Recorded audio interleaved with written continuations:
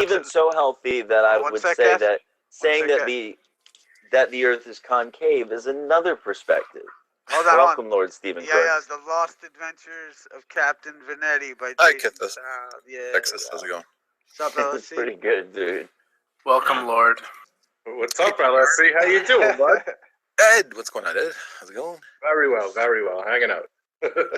We're honored to have the most impressive internet persona. I'll use the word persona. I won't say troll this time. Oh, I'm definitely not a troll, guys. But thank you. Appreciate that. Yeah, man. You are the man I with mean the it model. out of respect, actually. He's the man with the model. Right? Yeah, I believe you. Yeah. No, seriously, though, that video you put out when you were using that program to show the boat over the horizon without the refraction effects, it looked like, what you'd expect on a concave system. But when you threw in those you had to crank them up. I think you had to put it at like a 37 refractive index. I'm not sure how you said it. But it looked like a flat, level horizon with a boat going over the curvature. I couldn't get over it. Yeah, it's simply a refractive atmospheric effect that is causing the illusion. So it's going to create a crease. It's also going to, I can't fabricate bending light within a 3D application. But to the best of my ability, I try to, so that's why I had to really boost the refraction up. Did you tweak it out? Because I know you said you were still working on it at the end of that video. Did you work it out a little bit better? Yeah, I'm not sure if you saw the latest version of it, but it still had some flatness to the sky itself. Normally when we see in real life, we look at the pole stars, they're going to be, if you're at the equator and you're looking northward or southward, and you get the star trail effect, you're going to get a circular shape to the stars. So mine were still a little bit flattened, but you were still able to pick up the pole stars from the equator, and so you see the anti-clockwise rotation in the north versus the clockwise rotation in the south, and so mechanically it's functioning properly. So that was a good visualization to show the people. Well, it was very interesting. I'll give you that, brother.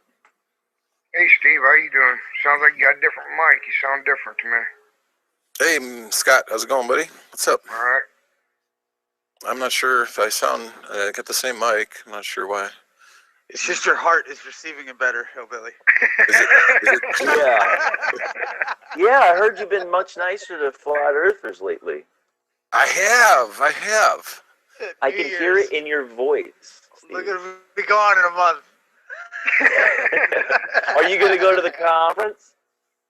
I hadn't planned to, but if people want me to go, I might go. I don't know. We'll see. When is it? It's like what? August? November 17th, I think. Where is it? What was it? It's in Raleigh, North Carolina. Yeah. I'm like mid-November, something to that effect. 17th, I think. Yeah. That late. Yeah. Yeah, I was saying in chat, I kind of suspect by that time, a lot of the people who believe in a flat Earth now probably won't believe in a flat Earth by that time. It's just my prediction, I would think. I think if anything, everyone will realize that you can't smoke weed in North Carolina, and that'll be the fucking thing. Especially not in Raleigh, man. What do you mean you can't smoke weed in North Carolina? You can smoke weed Well, everywhere. not legally though. They're like pretty rock and roll, I think. And you're going down to the good old boy states over there, I think. Yeah. That's a fucking dude. My parents live out there, right? When I go out there, I'll go to bars, I'll talk to people, and they'll be like, "Oh, you're one of them," and I'm like, "What are you talking about?" Like, I've been called a carpetbagger like every single time I go to visit my parents, and I'm like, "What the fuck, man?" One of them. Yeah. Isn't that the land of Mayberry? Raleigh, Durham? Yeah, that's what is that? Mount Airy is the real Mayberry or something like that. Yeah, it's real fucking country out there, dude, big time. Yeah. I remember Andy Griffith telling what's his name, Barney, about Raleigh. We got to go to Raleigh. Oh shit, North Mayberry. Kakalaki. Damn, that's right. Fuck. The big city. That was a great show. How about Andy Griffith? Come on. Hell yeah. Great show. As long as Barney kept his bullet in his pocket, it was a great show.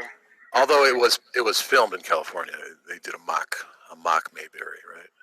I think the actual studio. Well, the intro was recorded in at Mount Airy, and then it was just played over and over. But yeah, the studio was in California. Hey, if the moon landing can be shot in a studio, why can't Raleigh, North Beach, Carolina be shot in Hollywood, right? Exactly. Mayberry was filmed in a Hollywood basement. Dude, actually, I watched 2001 yesterday. Well, I actually watched about half of it because I can only stomach about half of it. But anyway, that looked way better than the moon landings. You know what I mean? It was like a full on film. That was like made in like what, 62? Like 63? 68, 69 or 8, something like that. It's No, 1968. it came out before the moon landings or whatever. Okay, So, that's 68. Yeah, it looked so much better. Like the cinematography was fantastic, and it looked like something that could be at least passed off. well, I think because Stanley had more time to prep for 2001 than he did for the moon landings. I think. That's why. Sure. That's probably why. But still, Mayberry looked better. So Steve, have you decided to fight the heliocentrists along with the amount of people that are being gathered up, seeing the problems with heliocentricity? You want to finally reach out the olive branch? I have been trying. I was on Earth Discussions a few times over the past week, God. but they I blocked saw me. you trolling them in the chat. Yeah, they inevitably blocked me, and so Yo, how did they not see ED as a bad idea? ED, I know. I call him erectile dysfunction all the time. Talk about a lack of foresight. Really, guys, can we go back to calling it impotence because I'm fucking sick of watching. Yeah. You know what I mean? My name's Ed. What the fuck? Oh, right. Oh, true. Oh, shit. True. That's right. I know. Well, you're partial. So. Hey, But no, I saw you remember trolling when people that. named Richard would call Dick? Let's go back to the good old days of impotence. How about that? Leave that alone. well, you can sense the desperation in the spinners. They're afraid that their spinning ball model is going to be defeated by flat Earthism. And You so really do see it. Oh yeah, I see that, and it's kind of hilarious. I mean, they don't have any arguments besides NASA pictures, and that's it. And that shit it's dateable because as time goes on, the picture quality fucking progresses. yeah.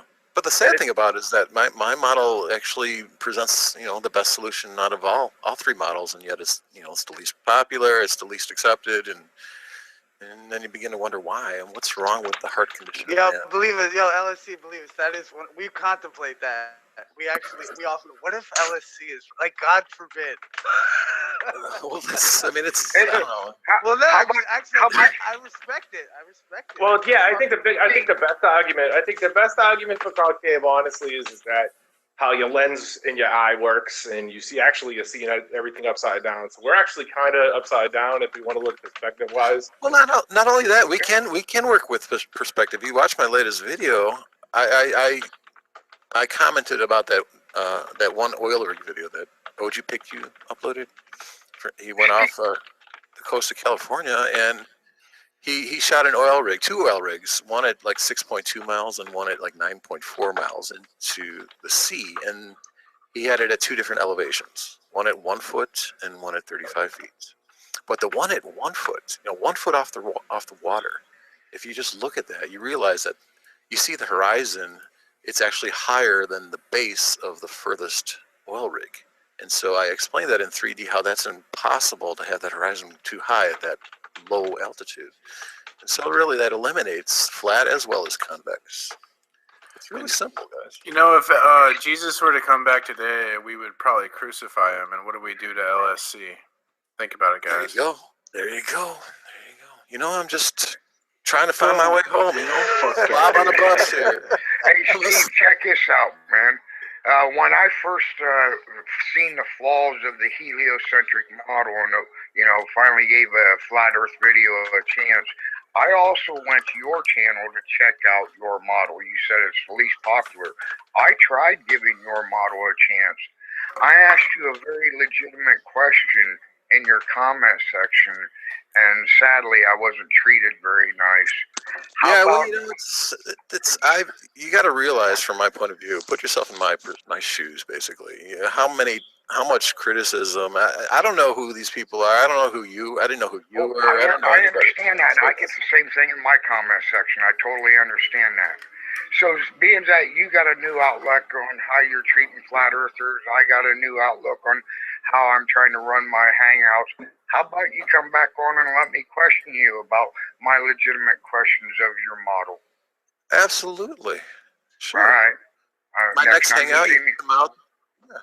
Yeah, sure. No problem. You know, This is why I like because Steven. He's Steve, misunderstood. He's misunderstood. I would argue for that too. Because Steve, I'm sitting here looking at the Cellular Cosmogony by Koresh. It's on my desk. Okay, I've read through most of it, and I went down. I told you I went down to that part in Estero and whatnot. I find it really, really interesting. Did you went there too, huh? You went to I checked it out. Yeah. to the Koresh Unity? Yeah. It's pretty wild. It's actually it's amazing. Now, let me ask you, was it that you stumbled upon it and then like agreed with the model and went forth with it? Because I know you have got that picture back in like 2003. Yeah. Well, my quest had started a long time ago. It started like prior to the turn of the century. I've been looking for truth, and what led you to that part? Like, were you really, into the concave model before, or did that come after? No, 2000, like February of 2003. So 14 years ago. That's when I first even knew about the concave Earth, and it took me 3 days to fully accept it. And after that, I was hooked. But prior to that, I was a geocentrist, a ball Earth, convex Earth geocentrist for about 2 years. Interesting. And it derived from Scripture. I was a adamant King James only Christian back then, and I would find myself in discussions with some of my Christian friends, and it just turned out to be a very sad situation where I found myself alienated from all my friends, people in the church, family, whatever. And then I just began to question what's wrong with me. Why am I so different here with my thinking here?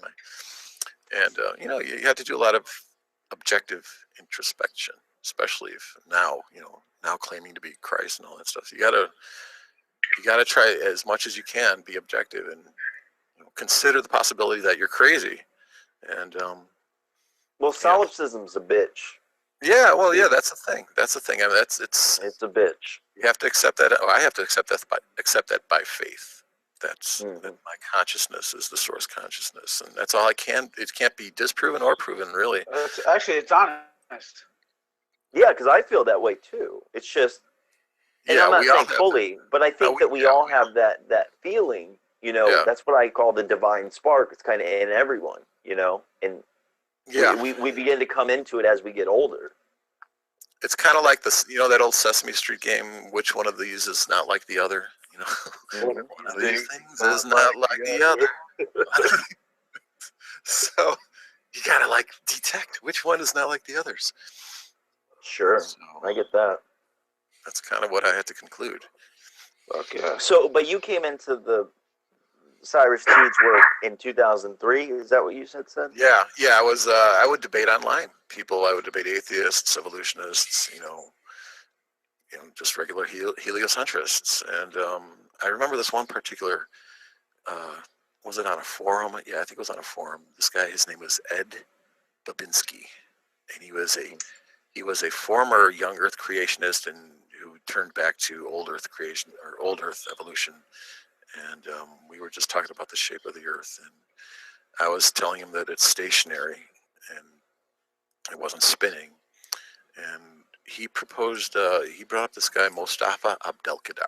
He's an Egyptian mathematician who probably in the 1980s, he inverted the mathematics of the heliocentric system to bring it inside a concave sphere. And so I think Omni Magazine back in the 80s actually published an article about that. And so it was, you can probably find it online. It talked about how there's no way you can disprove it. And so once he presented that to me, I'm like, and he said that's the only model in which I would believe that the Earth is stationary. I'm like, well, that really just triggered me. It's like, well, wait a minute, what's going on here? Let me look into this. And so that's when I really started investigating. What was this guy's name? Mustafa Abdelkader. He's an Egyptian, or he was an Egyptian. How do you spell that last name roughly? Roughly Abdelkader. Wait, A-B... Say it again. 24 consonants, 1 vowel, the letter H. No, what is it? Say it again. I want to make sure I get it right. Abdelkadar, I think. Or very, it's very sounds about right. Interesting. So mathematician, Persian mathematician, I'm assuming? If you find it, post a link. Yeah. The concave Earth hypothesis. It's over on the Flat Earth Society page. Hilarious. Yeah. So when did Wild Heretic show up on the scene? 2013. Okay, but he got it all from you? Well, he got the glass sky concept from me, and he claimed to originally once entertain concave Earth a long time ago, but that I revived his interest. So, he credits me on his page there. So, are you guys still on the rocks? We don't communicate anymore. We had a little we had our differences after I tried to conduct the rectilinear experiment. He still wants to hold on to the belief that it was an honest experiment, and I tend to think it wasn't. What were the results of those, though? Excuse me? What were the results of those experiments? Of mine, or your rectilinear experiment? Yeah, I could not go. I did 12 sections, so there's 12 Well, sections. what was the issue? What was the issue? The issue was that it was deviating. Either the metal wasn't straight, or it was impossible to keep that line straight, and I just gave up. It was impossible, and so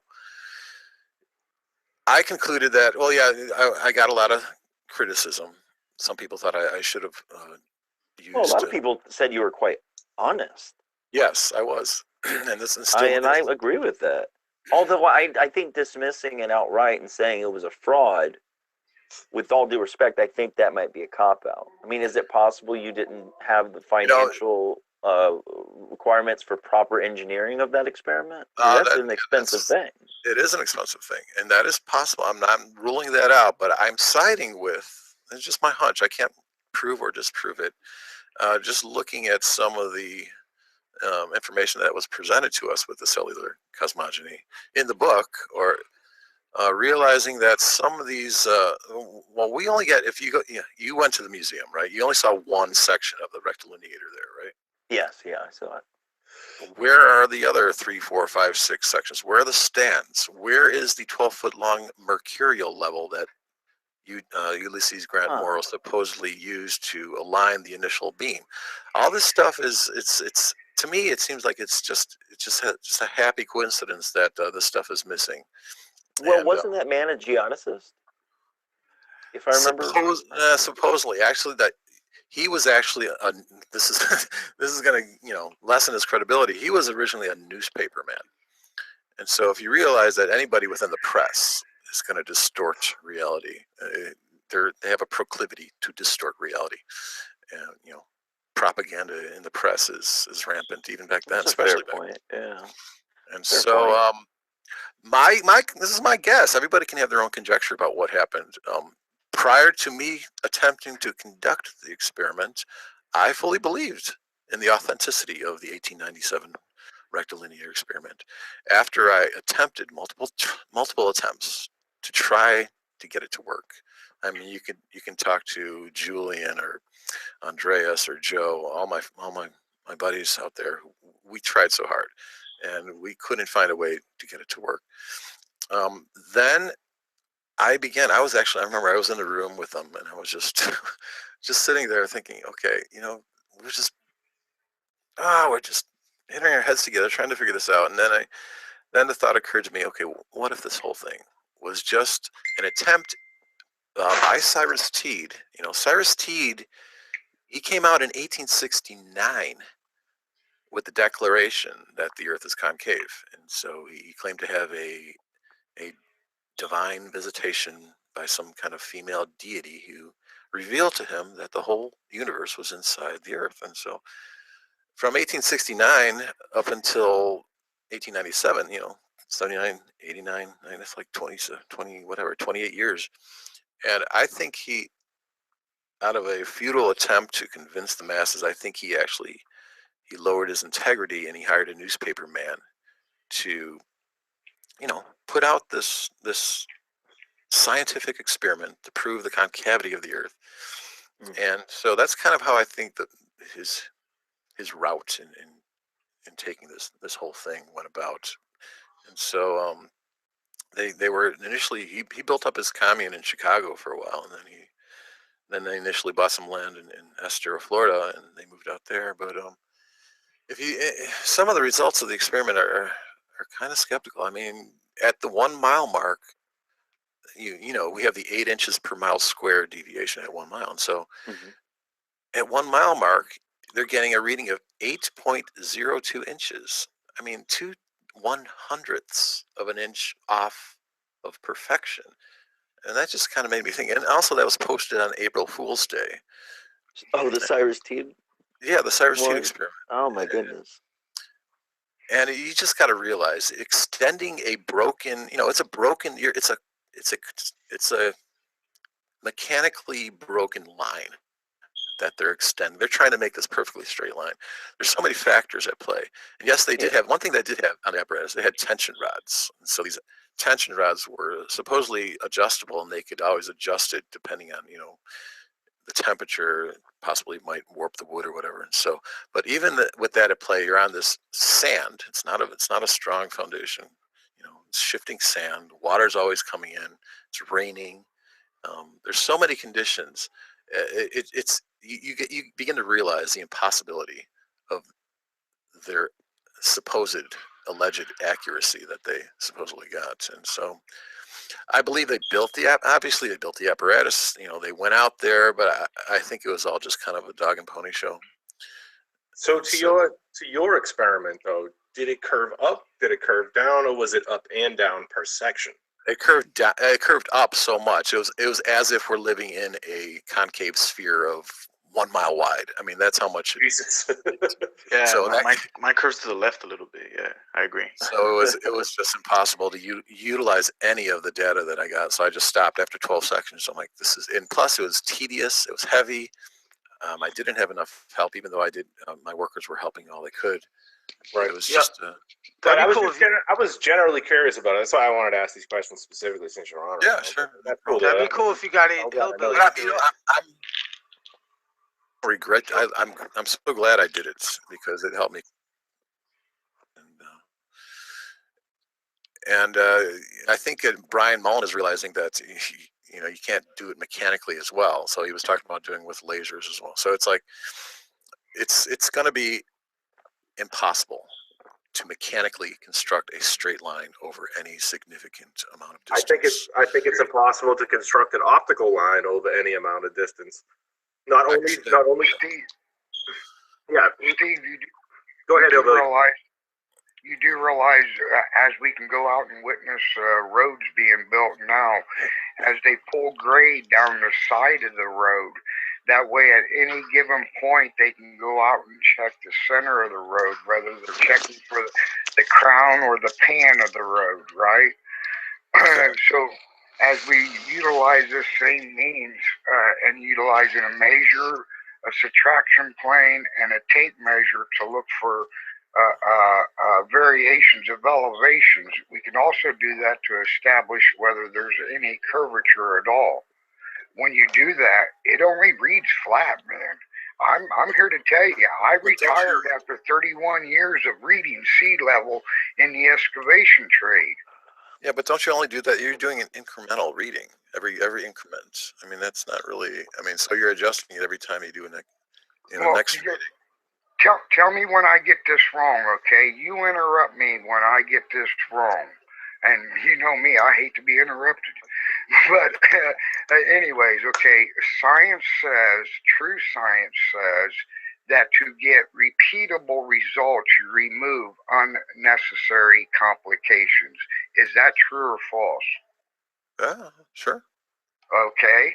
Now, science, so to remove unnecessary complications, you would try to take things down to a perfect 1-to-1 ratio, correct? Okay. Okay. Now we're I'm not talking sure what you mean about by that. a perfect 1-to-1 ratio. Well, here, I'll explain it then. A perfect 1-to-1 ratio, if we got 8 inches in a mile, ironically enough, we also got 8/8 in a mile. That's 1-to-1, right? 8/8, 1/8 of a mile, 660 feet. Yeah. Okay, Oh, I'm not sure. I'm not sure where your that's point is. that's a perfect. That's a perfect 1-to-1. Now, as we look at a spear, the curvature is uniform. So therefore, as we're looking at it, where would the uniformity come into play if we was drawing tangent lines from the Earth's core out? Every 660 feet. And as we do that, every 660 feet should represent 1 inch of curvature if we was truly on anything round, whether it be on the inside or outside. But that's It not. only reads perfectly flat. Yeah, it's not 1 inch. It's more like 1/8 of an inch, 1/8 of a mile, because it's an exponential. No, it's a logarithmic. It's a logarithmic. That's perspective. That's perspective to the naked eye. That's perspective. We're talking about actual physical measurements. Yeah, I don't know. I don't think so. Hillbilly puts it well when he was talking about making. I heard it one time. Hillbilly explained it when you were making a window. And if you're off, by a little teeny bit when he's putting that window in, he's good. If you want, explain that example. Okay. Imagine you're putting a header in the window. You want the top of your window to be exactly 6 feet off your finished floor. So your kicker stud or your support studs, kicker studs, whatever you call them in your neck of the woods, need to be exactly 72 inches. Now you tell your helper to go cut you 2 boards 72 inches long, 6 foot. He cuts one of them exactly 72 inches. He cuts the other one 71 inches and 7/8, ever so close to being perfect, but still slightly off. When he brings them to you, you stand them side by side. To your naked eye, you probably don't catch it. You go ahead and you install it. You put your header on top. Then you put your square up to the corner of that window. That square will see that 1/8 of an inch difference that your naked eye never did each and every time. Each and every time. Yeah, so you're using a level, correct? I'm using level and flat. But he's laid roads before. He's laid roads with that principle. Yeah, but it's still going incrementally, and you're still. I mean, you're assuming. You got to go incrementally every 660 feet as we're looking for the uniformity. Is that not uniformed? Yeah, but I mean, okay, let's just hypothetically say if level is not, it's not meaning straight, but it's meaning, the water is hugging the concavity of the Earth, so that's going to be a perpendicular point wherever you are within the curve. So it's still going to. I'm giving you that argument. Level does not necessarily mean flat. So when we reestablish sea level above the Earth's surface, say you need to come up 800 feet above sea level to make sure that you're clear of any obstructions that may be within that one given mile in elevation, right?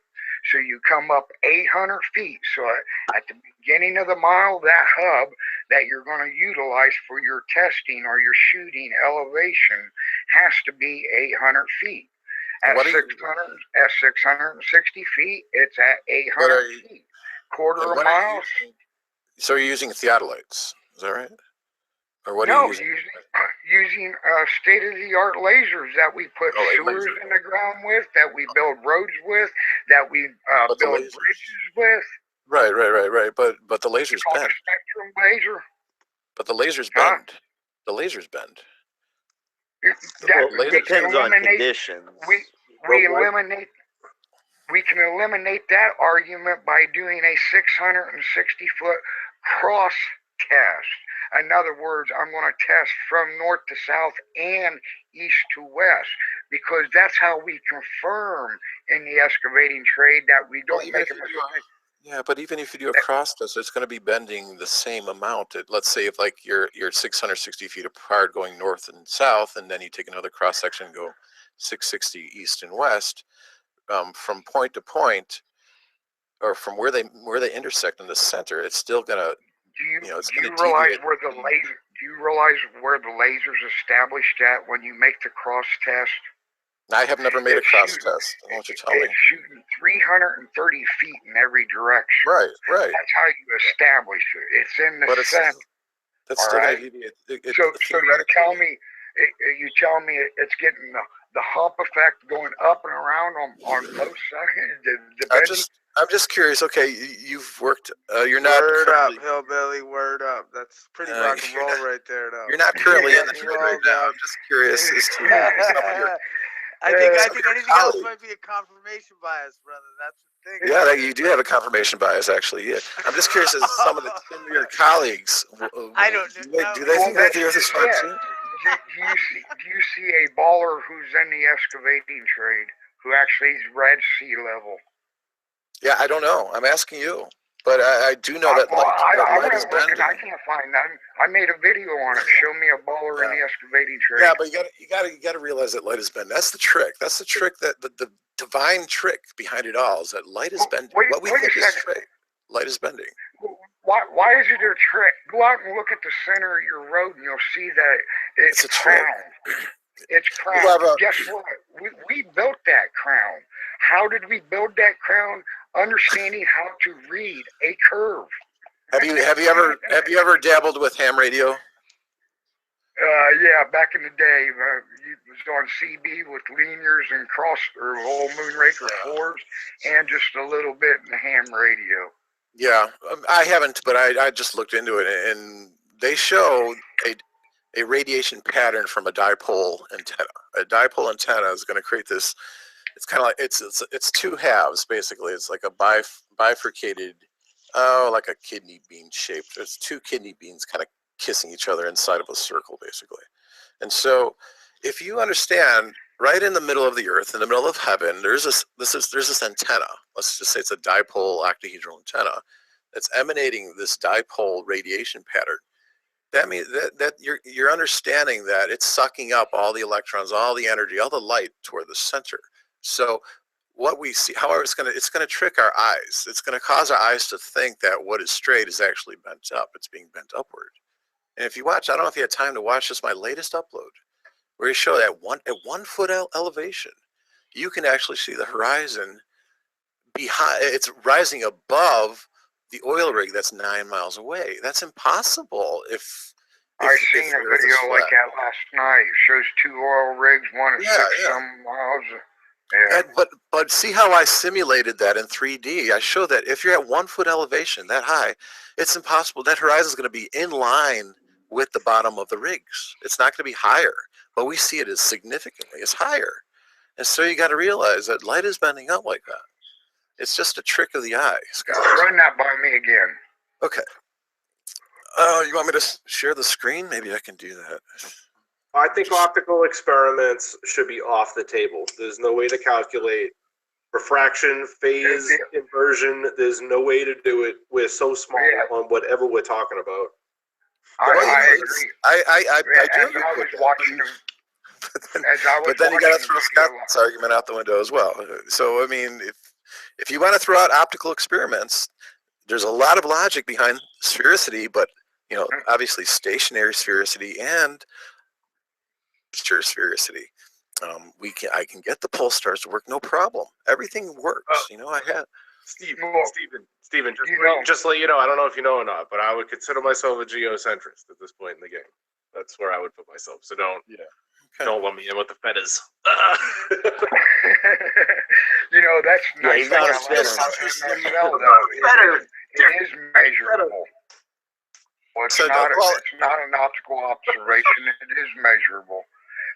Yeah, well, Ed, I can understand where you're coming from, because at least like I told you before, I was a geocentrist from 2001 to 2003, and so, but Right. that was before I knew about concave Earth, and before I realized. But one of my biggest questions when I was a geocentrist back then is why they still have the stars so far away, millions of light years away. And because I was really into scripture, taking the word, what I thought was the word of God is inerrant, I would say, well, it says right here that heaven is my throne and earth is my footstool. And that would always make me think, it just doesn't seem right that this, because I was always trying to physically locate a Yeah, real but that heaven. puts God in like on a hamster wheel. Yeah, I was going to say. Well, nobody- that's the thing, guys. But that's the thing, guys. Nobody wants to accept their confined surroundings, so we imagine things. I mean, when I was in prison, I remember I'd have the most beautiful dreams because, like, my physical surroundings were confined. I was locked in somewhere, but my imagination just went wild. And I compare that to what people's psyches are currently. We want to believe in outer space, we want to believe in aliens, we want to believe in anything but the reality of the situation that we're inside. We're closed inside this closed system. There's no way out, and so we're gonna try to escape. It's this claustrophobic fear that we have of being caged in somewhere, and so that's what our mind does. Our mind, but because of the beautiful illusion at play, we get the perception that we're either on a ball or if you want to say on a flat plane, whatever. But it's that illusion that allows us to feel more comfortable in our surroundings. So, but that doesn't mean it's real. The reality of the situation is that we're inside a container, we're inside a sphere, and it's very difficult for people to admit that.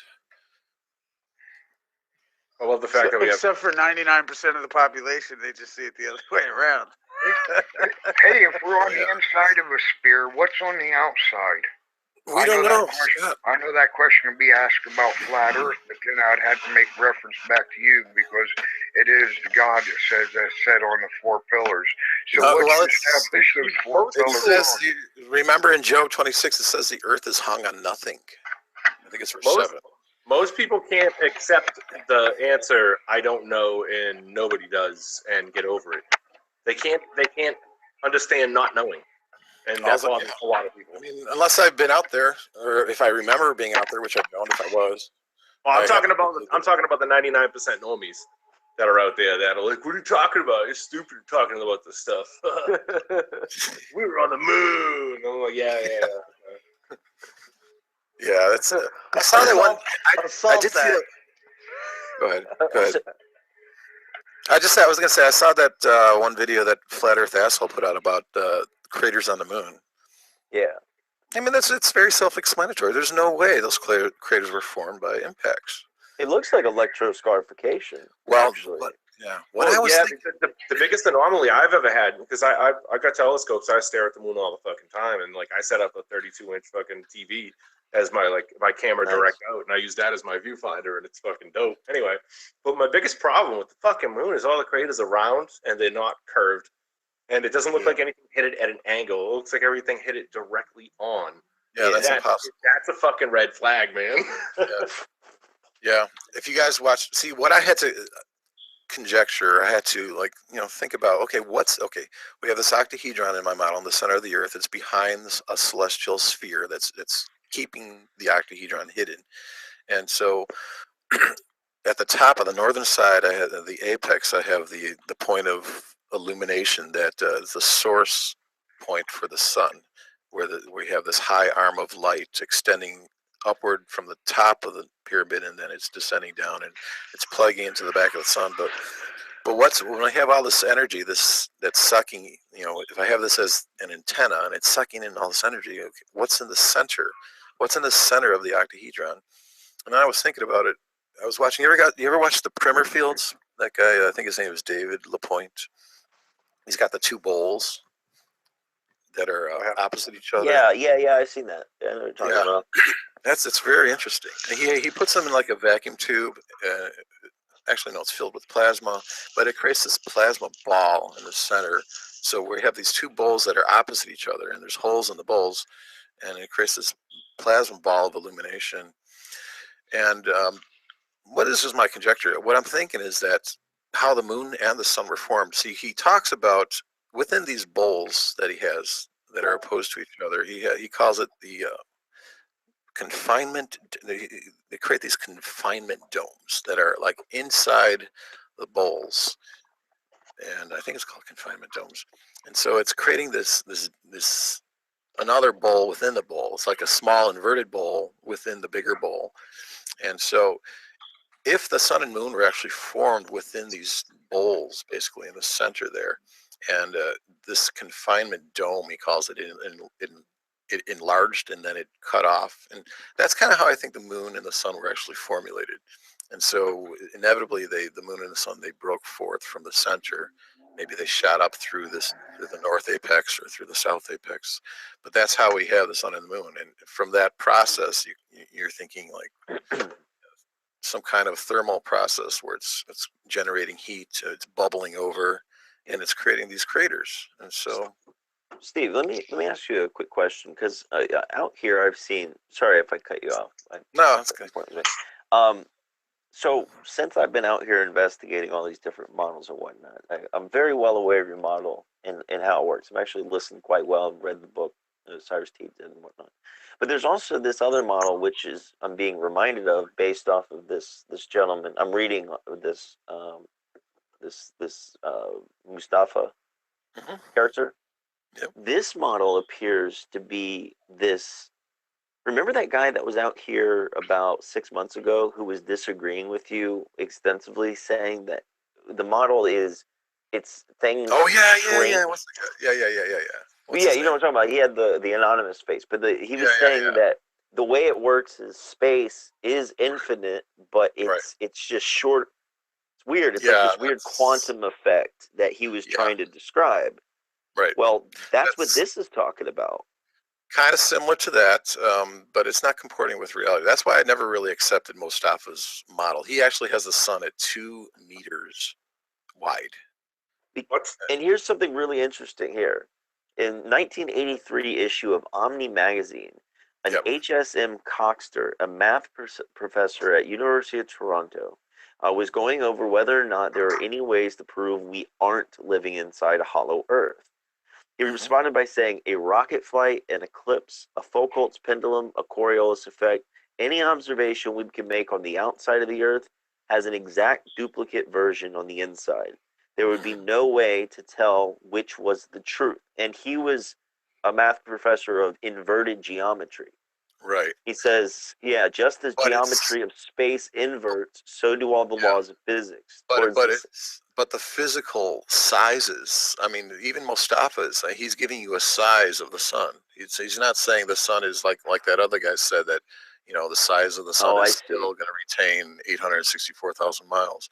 So, so that's what I'm trying to, but there's a video that I actually uploaded back on February 9th. I said it's called "There is curvature to the horizon at high altitudes," and it's the way the way in which the antenna actually works. If you watch that video, I show how the higher you ascend. This is all theoretically because we've never been up there, but the higher you ascend up toward the center of the Earth, your perception of the Earth, it's going to look like a ball, but it's not a ball. Obviously. Dude, that's crazy. That's the next part of this. This guy says that astronauts, when they were on the moon, looked back on what they thought was a blue sphere in the distance. Actually, it was the inside of the Earth's shell, seen through sight lines that flared like a bell of the trumpet, producing the illusion of a sphere. The optical distortion is something like the wide-angle view through a fisheye lens. Yeah. And he goes on to explain it. He said even Werner von Braun admitted this.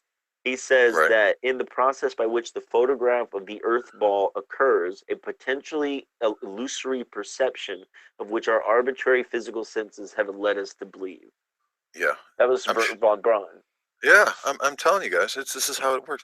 I'm sharing my screen. I don't know if it's up there or not, but Well, I just find it interesting. I mean, this article here is something I've never seen before. Yeah, I'm telling you, man, it's how we view things. Because of the bending of the light like that. But there's subtle anomalies that you can detect. Like I mentioned before, when I exposed the Himawari 8 satellite footage, where the sunlight, it flares out at the edges. Now, if you were illuminating the outside of a ball, the sun would diminish. You know, the hot spot that we see going across the Earth? That hot spot would diminish. It would not enlarge or flare out. But that's what we see when we watch an animation. So that's indicating concavity. That right there. And there's other anomalies as well that I picked up. I showed how when the sun is theoretically or supposedly going behind the Earth in the Himawari footage, there's not enough darkness. There's only like 4 frames, and they give you 1 frame every 10 minutes. So that's only 40 minutes of darkness. When I did it in 3D, I simulated that with the sun at 93 million miles away, and the satellite at 26,000 miles away, because I'm adding the 4,000 miles of the diameter of the Earth. You're going to get at least 13 frames. In other words, 130 minutes of darkness. And so that's a discrepancy as well. So these minor little clues give it away. And yeah, but it's going to look, when you get up higher, it's going to look like a ball, and it's going to exponentially decrease your view of the Earth the higher you go. And so if you're guys, like, oh, we might have to call me Contexus from here on out, guys. I don't know, man. Lord Stephen Christ is making a lot of fucking sense tonight. Have you guys ever heard of the Dick Earth reality? Yeah, it's an oblong family. Let me pull you back, Contaxus. How is there not every day that the sun and the moon can be observed in the sky at the same time? And the convex world, how is there not an eclipse? You mean in the concave world? Yeah, concave. I show, see, with these sight lines, it's creating on the other side, the anti-solar point, it's creating a hole. I'm talking about days when the sun and the moon. That's no problem either, Scott, because obviously the sun and the moon have different velocities. And so the moon and the sun, there's going to be times where, you know, during like a half moon, you're going to still be able to see easily the sun and the moon and the sky at the same time during the daytime. No problem. From this angle, on your model, the sun and the moon is totally inside the circumference. On the sun outside, and the moon are going to be. Go ahead. No, I was just going to say on the outside of a sphere, okay, that's plausible. But on the inside of the sphere, somewhere, if the sun and the moon is up at the exact same time, there has to be a shadow of that moon. You mean a Terminator line? Yeah. That's not a Terminator line of the sun. A shadow, a path of totality of the moon. They're not out. Okay, if you're watching, I don't know if you're watching my screen right now, but yeah, I'm seeing it. I have the celestial sphere is the black circle, and then I have this lighter line. That's what I consider the sun glass encasement or sphere that's what holds the sun and the planets. Then I have this other sphere outside of that, and that's where the moon operates. The sun and the moon have to be very close to each other in order for you to get a shadow line direction from west to east when we're talking eclipses. They have to be. I already went in 3D. If the moon is too far away from the sun, that shadow line is going to go east to west, so it's not going to work. So they got to. Right now, where your mouse is, where you're hovering over, let's say that's the core, whatever that word is there. I can't make out the word, but let's say that's the core of the sun. Now, rotate that in counterclockwise to about, say, 9 o'clock. That would be representation of dawn if we was at the zenith point where we see your lines come out, right? Well, let's get our bearings. Let's say that we're at this blue dot way at the top. Okay, that's the ground. Okay, so our zenith is going to be perfectly down. So that if the sun was right there. Okay, right. Sunrise would be 90 degrees this way. So we're going counterclockwise, right? So if the sun is starting over here and it's just doing a circle like that, this would be sunset over here. And so if we look laterally across the horizon, we think the sun is going to be over here at sunset, but the way that the light bends, it causes our eye to go up like this, and and then we get an upside down sun over here. So when we see the moon illusion at the horizon, and if you look at the moon upside down between your legs, that illusion goes away. So that's indicating that there's something with the inversion, the orientation of the sun and the moon, that's causing that illusion. And so, but yeah, you can have the sun and the moon in the sky at the same time, no problem. How'd you come up with looking at the moon between your legs? No, that's something they say on Wikipedia, actually. When you look up the moon illusion, they say that in Wikipedia. Steven, I'm gonna send you that video. No, I'm serious. Steven, I'm gonna send you that video I was telling you about. I need you to see it. Okay. Yeah, he's right She about wouldn't let me finish my example, though, to where I would point out where the path of totality would be. Because if you was to rotate that word there on your sun's path to 9 o'clock, leave the moon exactly where it's at, why would there not be a path of totality approximately 9 or 1 o'clock inside that? Because the path of totality is you're talking about a very narrow window in which we get this moon shadow projected onto the Earth. I made this one right here. I made this video about a month ago, where I'm explaining. Okay, I got these declination angles from stellarium. You know, this is during the time of the eclipse that's going to be happening this August. August 21st. Yeah, this August 21st. Now, see where I have these two red dots? That's the sun and the moon. The sun is closer to the center, and the moon is right there. But if you look at the declination angles in stellarium, you'll notice that if you're at different latitudes, let's say you're up here inside a concave Earth at 44 degrees, this would be North America, somewhere maybe in Oregon or something like that during the time of the eclipse, you'll see the moon at 11.96 degrees north. However, if you're down at the equator, you're going to see a different declination angle of the moon. It's going to be higher. It's going to be 12.68. And so your declination of the moon is fluctuating depending upon what latitude you're at. That's not the same for the sun.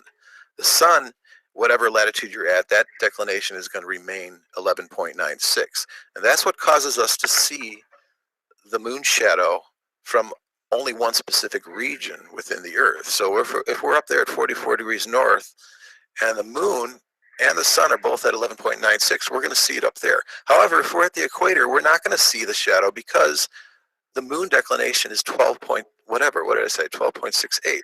So we're going to miss it. It's not going to show a shadow. So that's how that's happening. The window is very small. That was surely some fancy math there, but I'll tell you one thing you're forgetting. You're operating within an enclosed system. Somewhere it's got to be there. Now, the heliocentric model and the flat Earth model has a open surface to where the alignments would come into play. You would need the perfect alignment. But in an enclosed system, I'll show you another thing too. Yeah, an enclosed system somewhere. It's 420 somewhere, people. I'm telling you. Yeah, this is you got to realize in a closed system there's bending light, and so this is a really crude analogy here. But I was trying to hold the camera and use my fingers to represent the sun and the moon. This finger in the foreground is the sun. The finger in the background is the moon. I'm indicating to you that the moon is slower than the sun. Right? They're both traveling from east to west. And so it's going to have this crossover. But you got to realize, let's say the sun is here, and let's say that North America is way up here. Because of the alignment and the bending of the light, the trajectory is going to initially, let's say it starts over here. That's where we see the shadow. As the sun gets faster, so let's say I move my pinky more to the left, then the projection of the shadow begins to go, it curves around and goes over here. So we have this path going from west to east like that. It's easier explained if you watch the video in full motion. But that's what's happening. We just need to realize what we think is straight is not straight. It's curved and it works perfectly. I mean, even, like that Omni magazine reference, you cannot detect which is which, but you can understand. Yeah, you can. I showed you how you can with the Himawari 8 satellite anomalies, or or subtle ways. We can understand. We can both agree that the Earth is stationary. There's no way it's spinning. I never argued that one with you. Yeah, for sure. What about So- Fulcrum's pendulum? We can say the ether is moving it, especially that it coincides with Maurice Elias's pendulum anomalies during the eclipse, right? Yes, sir. How is that happening? How is that happening? If the Yeah, Earth is spinning? it blows out their whole point. First of all, it's not a scientific experiment. It's just a demonstration. There's no way to control variables, so it's not a scientific experiment. That's the first point. The second point is that Alias effect. If it happens during solar eclipses, and there's at least 12 incidences of physicists notating this thing on Wikipedia, there's no way it can be the spin of the Earth. This is electromagnetic. This is ether. This is something else, and it coincides with the sky, I think. So yeah, I'm with you on that one for sure. They don't have any answer for it when you mention that.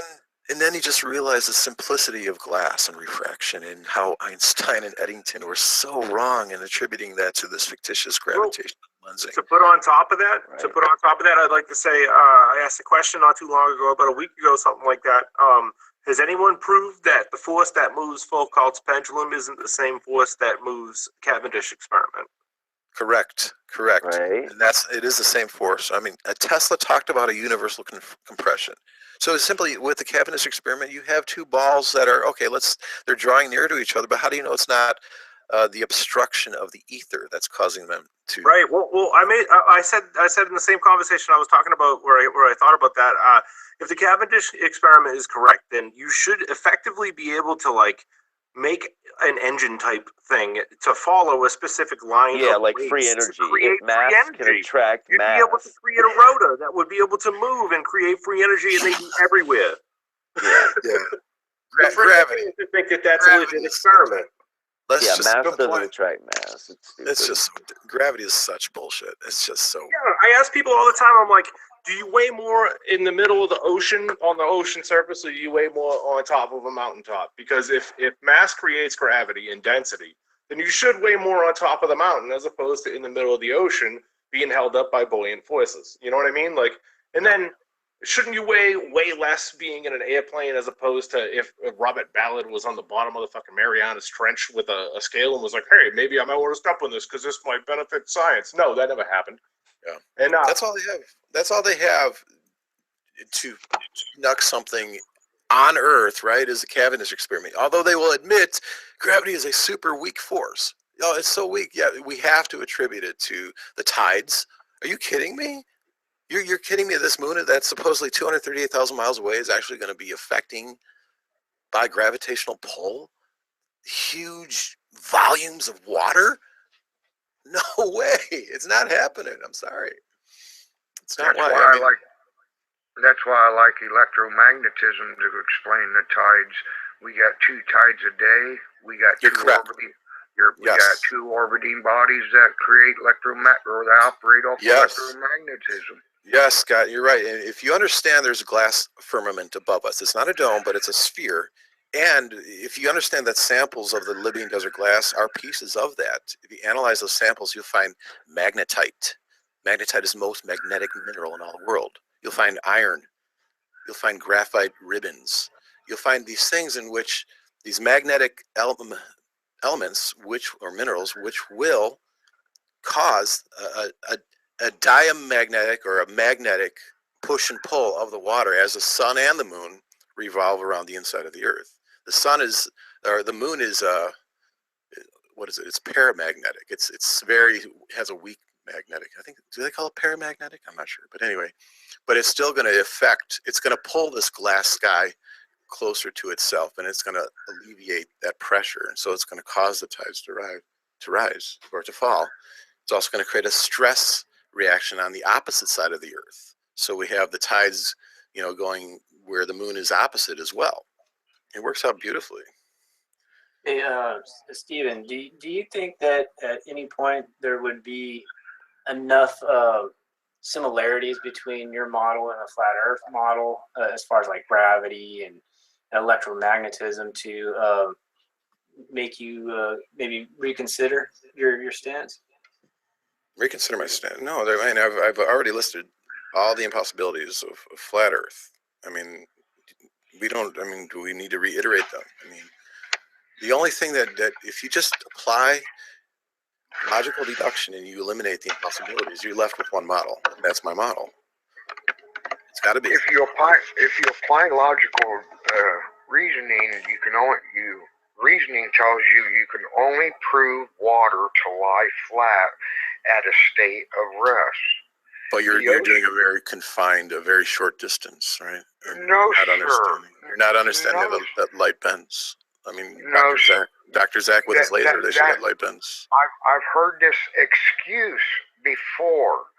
We're talking diamagnetism. You brought up magnetism, Scott. Think about, okay, I brought up electromagnetism on how the sun and the moon could be hovering above a plane. Yes, I have. You talked about it in relation to tides. Okay, if electromagnetism is affecting tides, then you got to realize electromagnetism is also affecting the water that's hugging the inside concavity of the Earth. You got to realize there's a central magnet, an octahedral magnet in the center of the Earth. Diamagnetically, it's repelling that water. You got to realize that. Magnets hold something in when they attract. That's when they hold something to something. But they also repel. Repelling. Will you not admit water is diamagnetic? Water is diamagnetic. I'm allowing you to finish. Am I not? Go for it. Are we not mature? Thank you. So as the magnets, as they work as a compelling, the positive and negative working together to attract the statements true. But we're talking about the repelling. So when we're looking at repelling, that does not excuse something for attracting.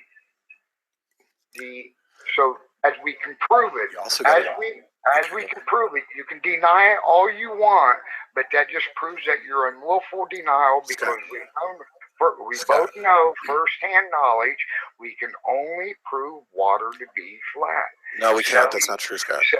That is Scott, what you can do. You know what? Okay, can I talk now, please? I'm really, it really shows the confirmation bias, not only with flat earthers, but also with ball or spinner convex earthers as well when it comes to laser tests over water. Laser tests over water, as far as I'm concerned, the only accurate experiment of a laser test over water has been conducted in Poland.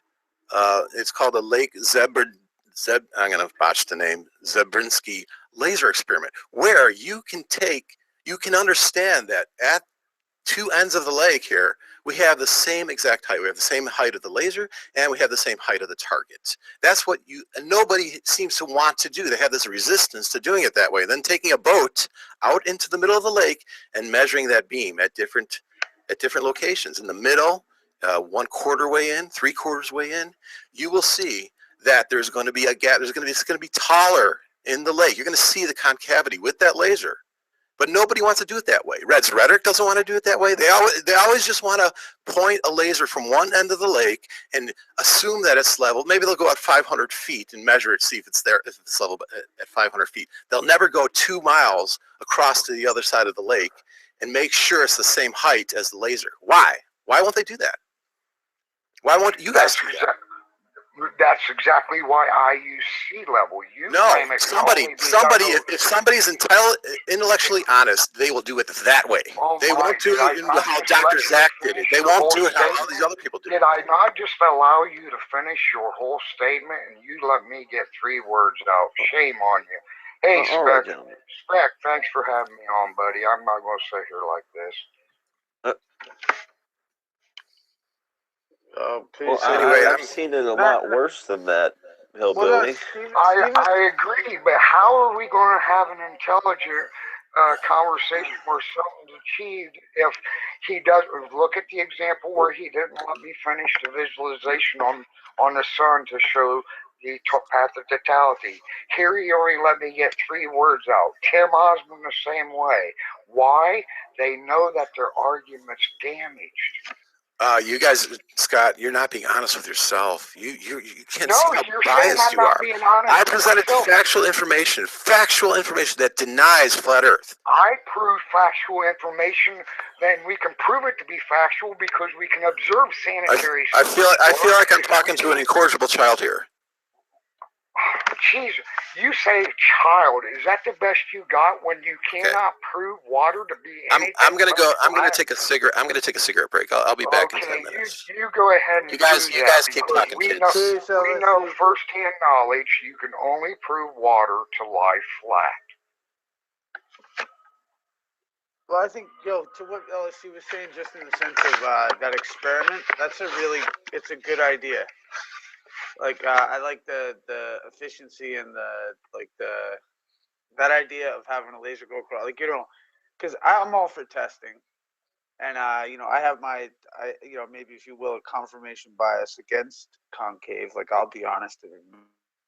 I think that's a great test, though. Like, I'm all for testing. Like, yeah, that was a good method. I think he was proposing at least. Yeah. That's why I hate the ideology of people who sell that you can only test over water. That's not true. We build off of sea level. We can test off of it. Water, you have currents, you have conditions. Is truly bending? Well, if it's truly bending in either direction, your boat's setting on that bend, right? Well, Hillbilly. Can I ask you a quick question, Hillbilly? I'm sorry, Issa. Go ahead first. Oh no, I was gonna say, Hillbilly. Like, I have a feeling I might be totally wrong, and I just would hope, or whatever. It's like, I feel sometimes you take it like a personal attack when these guys are saying what they're saying, because I respect the fact that you've excavated for so long, and I think everyone else really does take that into account when you're bringing up your information. Like, so I would hope you don't take it like when Homeboy's talking or when Tim is interrupting. I don't think they're personal. Excuse me, Isa. Have you not talked about how you get passionate sometimes? Passionate? Of course. Do I not get the same right away? Well, I love it about you, Hillbilly. I'm just saying I don't want to see you get upset about it. That's all. I'm not upset. I just know that it's a lame argument, as we know that we can utilize this to build off of, right? True. It's a number that doesn't change. So when we're talking about being on oceans or water, we need that water to be like glass if we want a reliable experiment, right? If the Earth is truly curved in either direction, is your boat not setting on that curve regardless of the direction of the curve? Of course it is. However, when we're utilizing sea level, we're utilizing something that is level versus something that is flat and level. The subtraction plane is flat and level. Sea level is the established number. We're looking for curvature and level, sea level, based off of flat and level. Well, let me ask you a quick question, because I've been wondering on your take on this, considering you've been in an industry that relies on surveyors, that relies on these measurements. What do you feel about how this deception could have been wrought, especially with so many people who are in an industry like this? The best answer I have is that geodesy, which is applied mathematics, takes planar surveying and wraps it into a ball mathematically. Now, a planar surveyor treats the Earth as it's flat within a 10 by 10 mile area. Is that right? 360 miles to some of their districts can go, and they base that like you'll see it out in Kansas, where it's definitely flat. You'll notice that their districts are bigger. How freaking convenient, right? So how could something like this honestly go over on so many people who have their hands on this type of technology and understanding? Is it like such a foregone conclusion, or these folks just simply aren't trained to think about it? What's your opinion? We're never trained to question. We took it to be the ball in the first freaking grade without questioning. Throughout life, you're never taught to question until reality slaps you in the face. And I know for a fact sea level can only proven to be measured to be flat. Yo, I have a question for LSC when he gets back. What's the name? But Kath, what's the name of that model that we were looking at last night with the flat plane? Oh goodness, what are you talking about? Mr. Grimm was showing us something about the electric universe, and we were looking at Oh. that video of. Oh, he was showing a new video from Theory Hypothesis showing I would love just to know the- what LSC says about it. I already know. the toroid, essentially, with the dielectric plane in the middle, with the centripetal convergence and the centrifugal divergence. That's the way magnets work, and it doesn't matter. It could be a cube magnet, it could be a ball, it could be a ring magnet, which I think is what Earth would be if it were flat. North Pole is in the center of a ring magnet, and you get this toroid on the top and bottom of it, just like what we can picture the stars to be. And you have these two opposing rotations because of it, because of the centripetal and the centrifugal. So I mean, when I look at something like that he was showing, I know you were getting triggered with it too. When we were seeing that last night, the imaging that was being shown about the toroid, you got the plane right there in the middle. It just makes total sense if it were flat Earth. Yo, And he couldn't understand that. He's like, no, it would always be a ball. It would always be a ball. But I wonder what LSC would say about that too, because he's got. I mean, LSC, whatever, is a smart motherfucker, man. Like, yeah. I got a lot of respect for the brother. I for me, it's getting late over here. I would hope maybe, Cass, would you mind maybe asking LSC when he comes back? Sure. Yeah, I'll be listening. I gotta get some rest though. I got some little ones to sleep. I feel you. Yeah, I'm about to eat myself. Spec, you're the man, dude. Great show, dude. Thanks, man. I appreciate it. Thanks for showing up, and I appreciate your support, dude. Always. Dude, thanks for having me, man. I'm really honored, bro. Cause you gotta start. You got everybody in here, man. I love these conversations.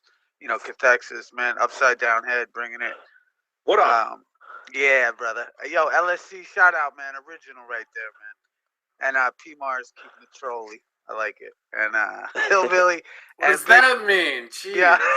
P Mars dropping bars. Dropping bars, my man. And Turquoise and Big L. I saw that brother. Peace to the gods. Yeah. But yeah, ask LSC if it's cool, man. I'd love to hear his response. Yeah, I'll ask him about that. All right, bless the place. Forward, everybody. Peace, brother. Later. Take it easy, dude.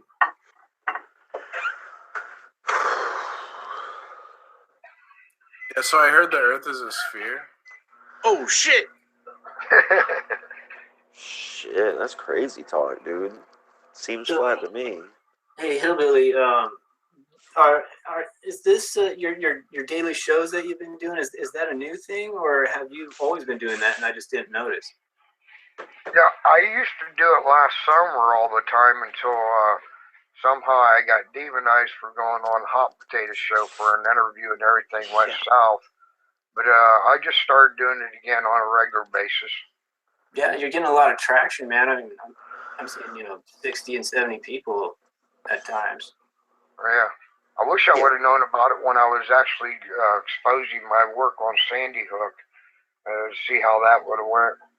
But I don't think they actually had them back then. Well, how long have Hangouts been around? I don't know.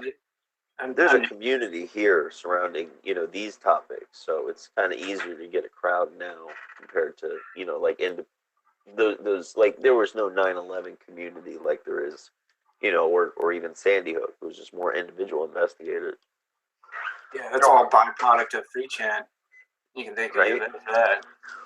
I did a False Flag Friday hangout today.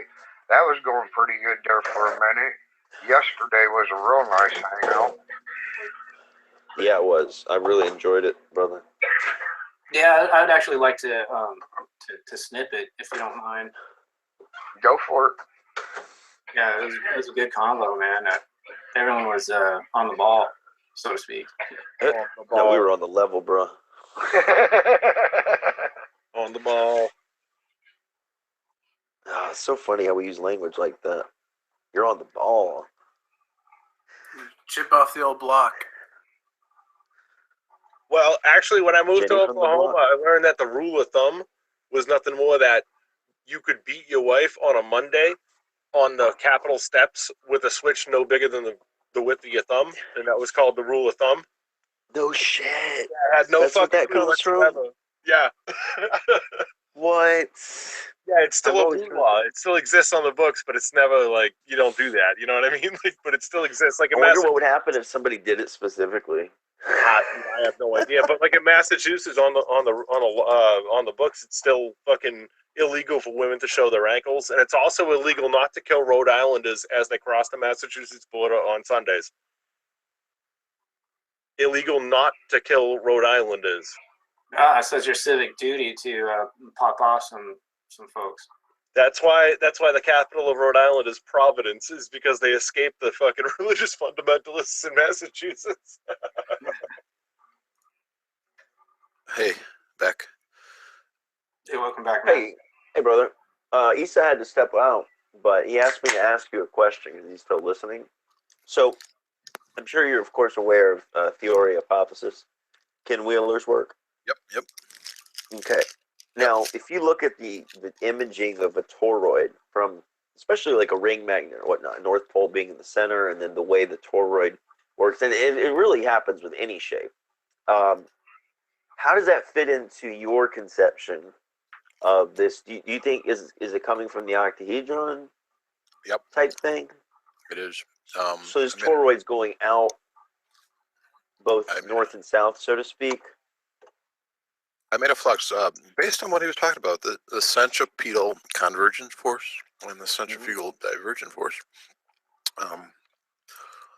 This animation depicts what I was explaining.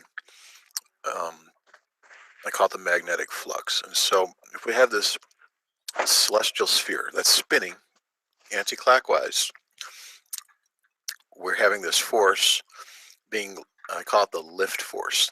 So from the ground, if you're on the inside of the concave Earth, this force is weakest at the ground, but it's strongest toward the center. So that's why I have these little blue contour lines wider at the center. So we have this. It's very similar to the Coanda effect. If you guys remember how the Coanda effect works over a convex surface, where it's going to pull, it's going to create a force, it's going to pull it. That's how like airplane wings generate their lift. Okay. So we have this centripetal convergent force, and then we also have these other lines here, these pink lines. This is what I call the centrifugal divergent sink force. So this force is much stronger at the ground level. So that's what's holding us to the ground, this centrifugal divergence, and it's very weak at the center. So you have these two forces that are harmoniously playing with each other like that. And so what that does is, if you watched Wheeler's video on in his 8-inch neodymium iron-boron magnet, he puts a gyroscope in the center, and then he puts it on the end. In the center, the gyroscope it continues to spin. There's no hindrance to it. There's no viscosity. It just keeps on going and going. So that's paralleled with the celestial sphere. It's always spinning. But if you put it on the end, the gyroscope stops. And so that's why we have no rotation to the Earth, as well as why we're getting pulled toward the Earth. It's that centrifugal divergent force. So that's how I explained it. Steven, I got a question for you. Yeah.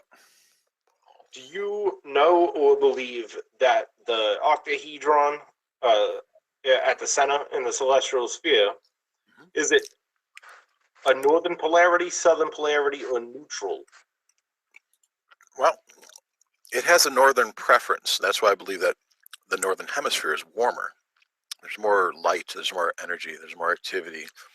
One of my friends, Beepin, you remember Baller, Skeptic India? Oh, yeah.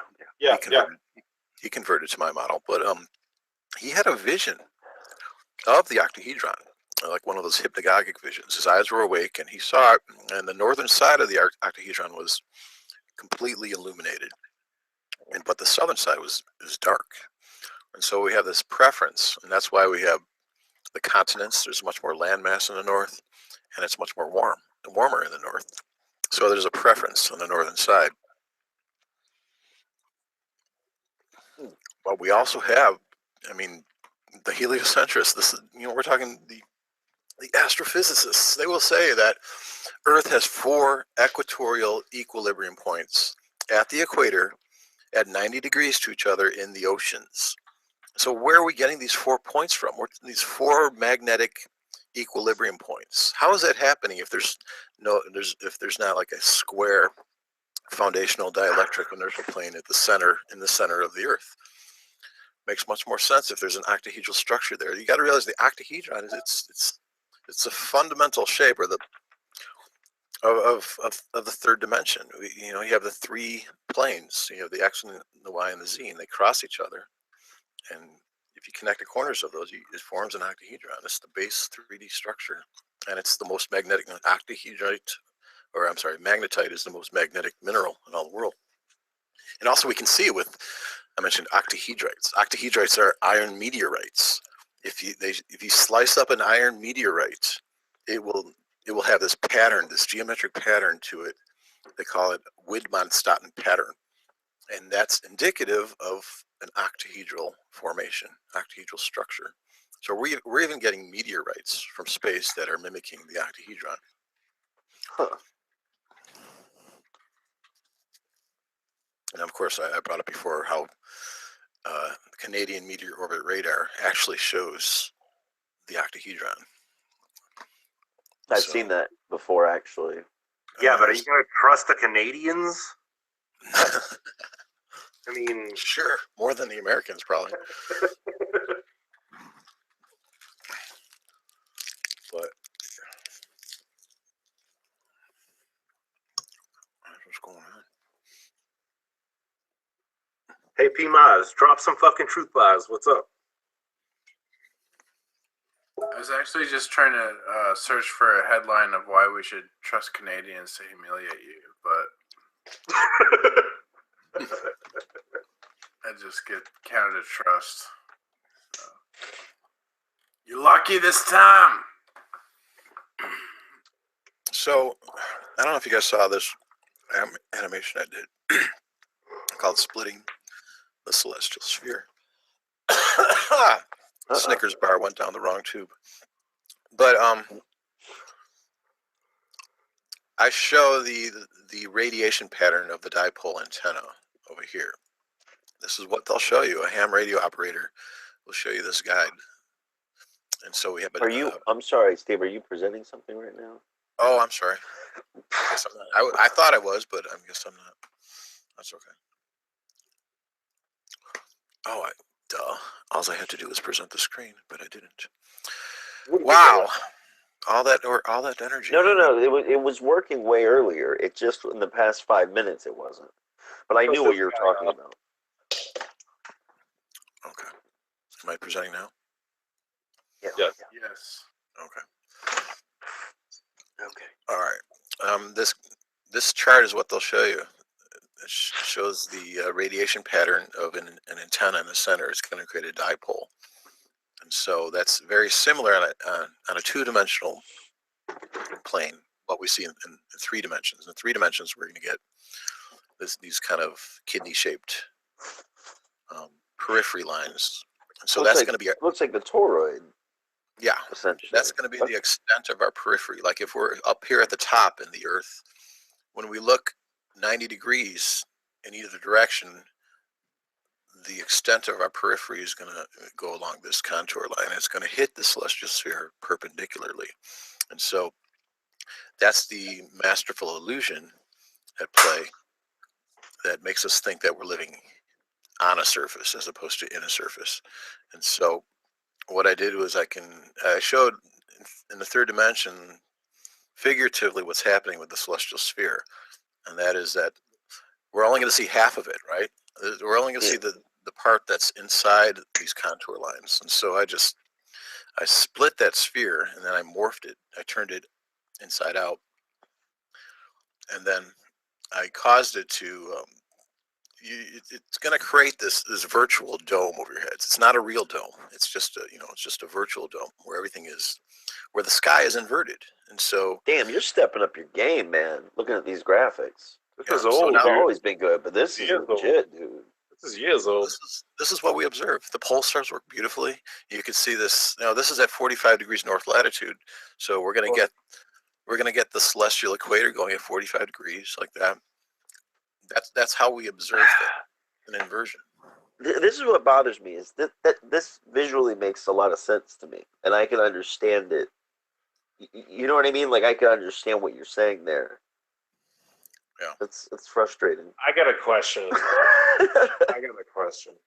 Can you go back to where you were showing the celestial sphere shoot the light north to south? I just paused the screen. Where we're shooting the light north to south? Yeah. I mean, You see, over The here. toroid looking. right there. Yeah. Pause that. Okay. Okay. So my problem here with this here is that it's shooting the equatorial light from the celestial sphere to the poles. So likewise, you would figure that if you just shifted it 90 degrees, you would be able to see both. You'd be able to see both pole stars at the equator. Oh, yeah, you are able to see both pole stars at the equator. No, but you'd be able to see them at the same location, though, No, because of light bending around to your location on that model. Not sure what you're saying here, but you're only coming from one vantage point, either the top or the bottom. My point is that if you were at the North Pole, right, or if you were at the very top of this, what you're showing, you wouldn't be able to see what is directly above you. You would only be able to see essentially what is being bent towards you.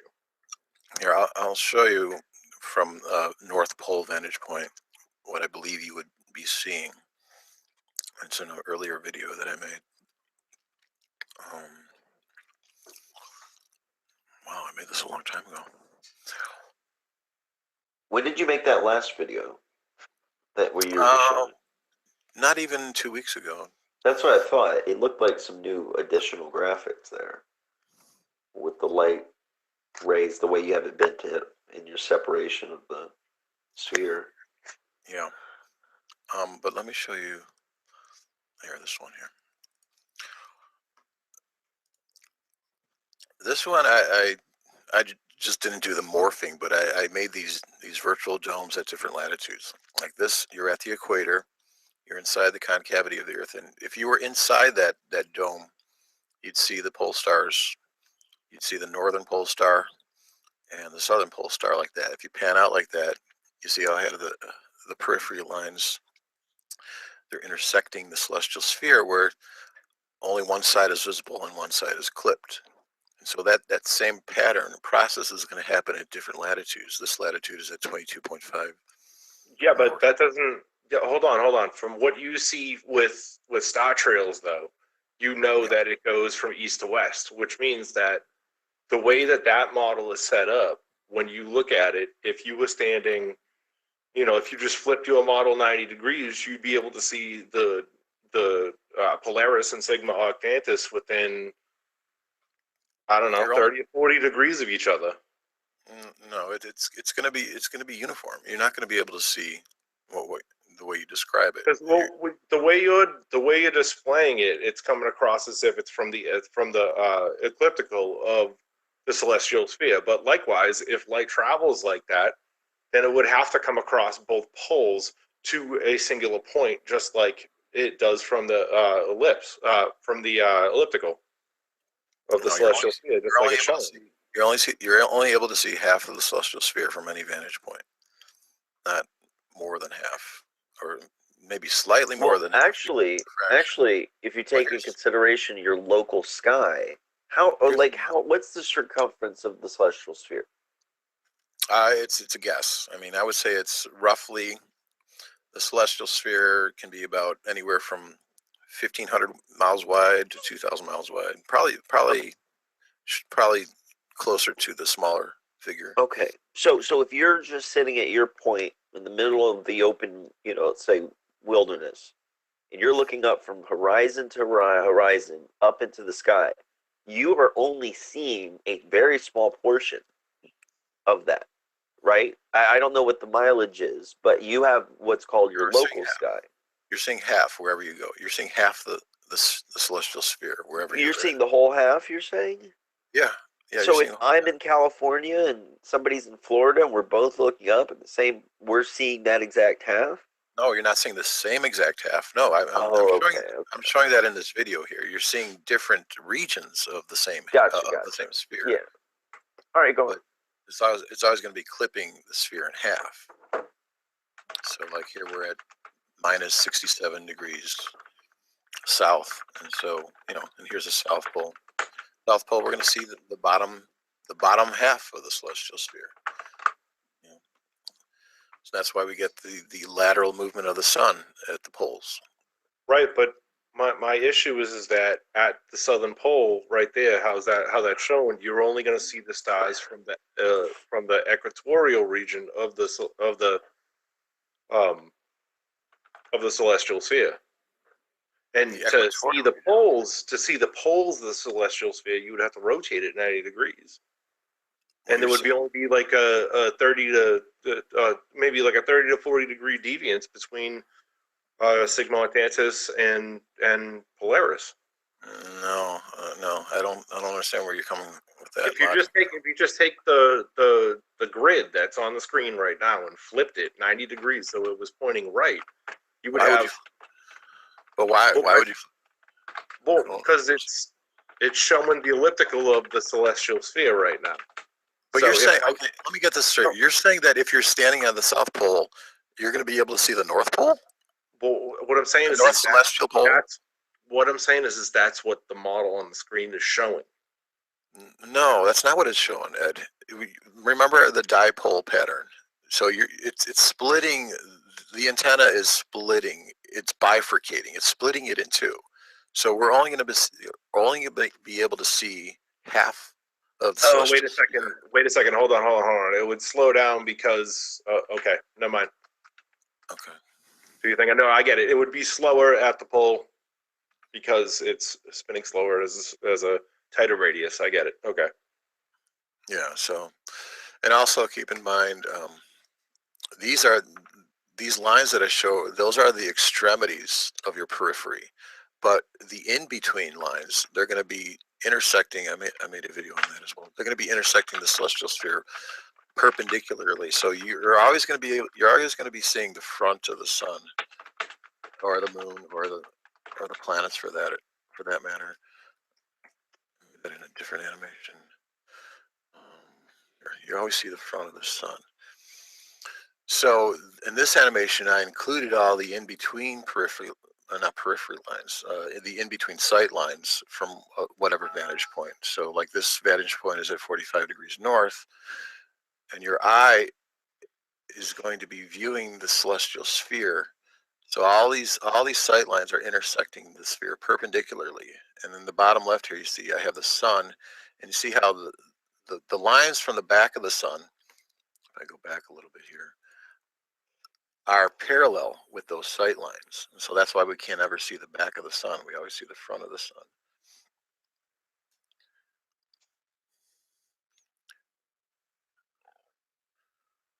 So just, you said that the fact that it, like from the ground, it's kind of wrapping up and around in that toroidal way, and you're saying that's why we see it flat. Yeah. What we think is straight is curving up. It's like it's like. There's another issue. There's another issue though. All right. Does the moon move in a 28-day cycle, or does it move in a 1-day cycle? No. It's everything that we observe, or everything that they show you with the moon, the calculations of the moon, can be inverted to show how they move within a. Well, the issue I'm thinking about is when the moon is on the opposite side of the celestial sphere and you cannot see the sun any longer. How does the Gegenschein, right? How does that illuminate the moon facing you as opposed to facing the outer edge of the Earth? Well, there's going to be a funnel. There's going to be a funnel, a darkness funnel zone, and that's anti-solar. And so if that moon, we can never, I mean, that's the same thing for a heliocentric model. If the moon is directly behind the Earth in their model, it's going to be obscured. It's going to be eclipsed. And so it's the same thing. You just invert the concept. So when we see a full moon in the sky, it's not 100% dead-on illumination. It's not, you know, it's not a 90-degree illumination. It's actually coming off slightly to the side, because if it was 90 degrees, it would be dark, because it would be in that zone, that darkness zone. In your model, how do you explain the conversion of crepuscular rays?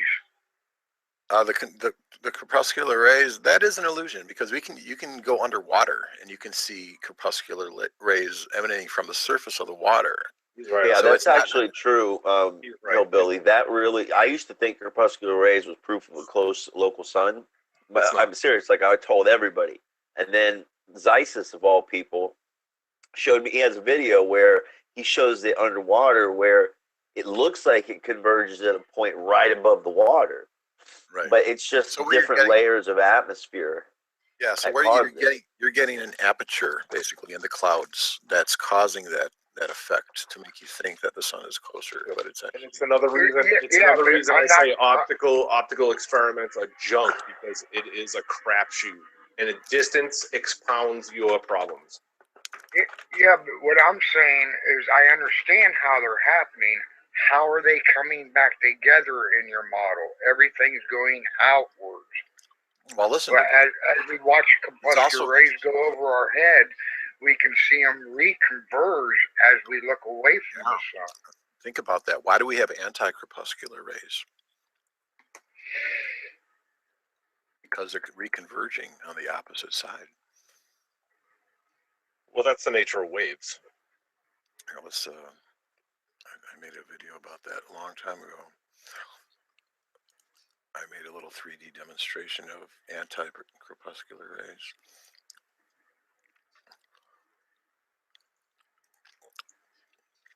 So, like, if on one side we have the sun and it's flaring out its light, it's reconverging on the other side.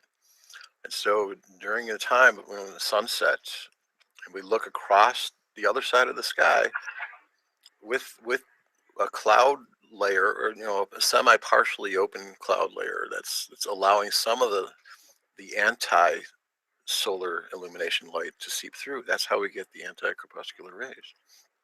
There's a convergence happening. That doesn't make sense on a helio model. So we have a convergence there.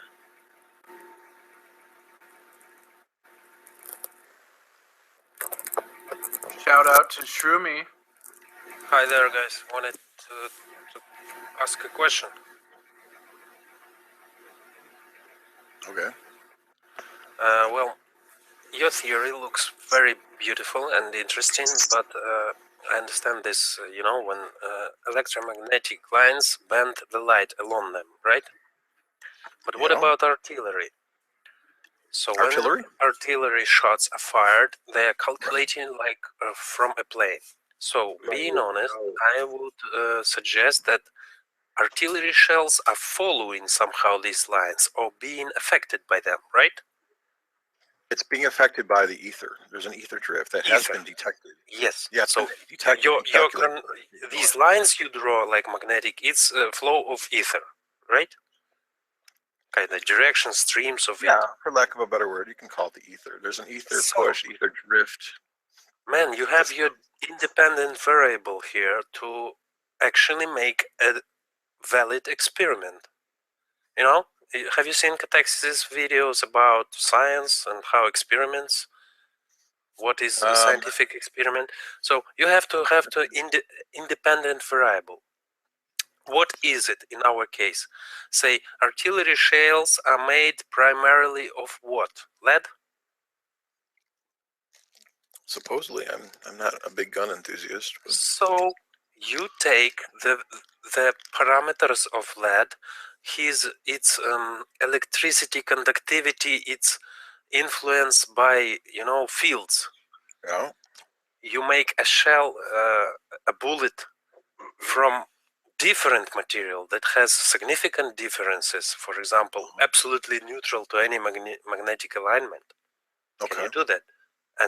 And shoot those both rounds from one gun, pointed at the same direction, like fixed.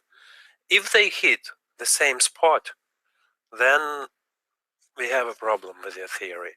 If they hit different spots, wow, man, I'm absolutely seeing what you're showing us here. It's an illusion. It's absolutely possible. But what about material stuff like artillery shots are calculated over a flat plane? Well, I'm not, kind of progressing, but I'm telling you, you have your silver bullet to make a point on in really scientific way. How do you think? Will it work? Kind of. Does it look to you like a scientific proof? If we take one shell, usual, and then another shell of a material that is absolutely kind of maximum negative to any magnetic influence.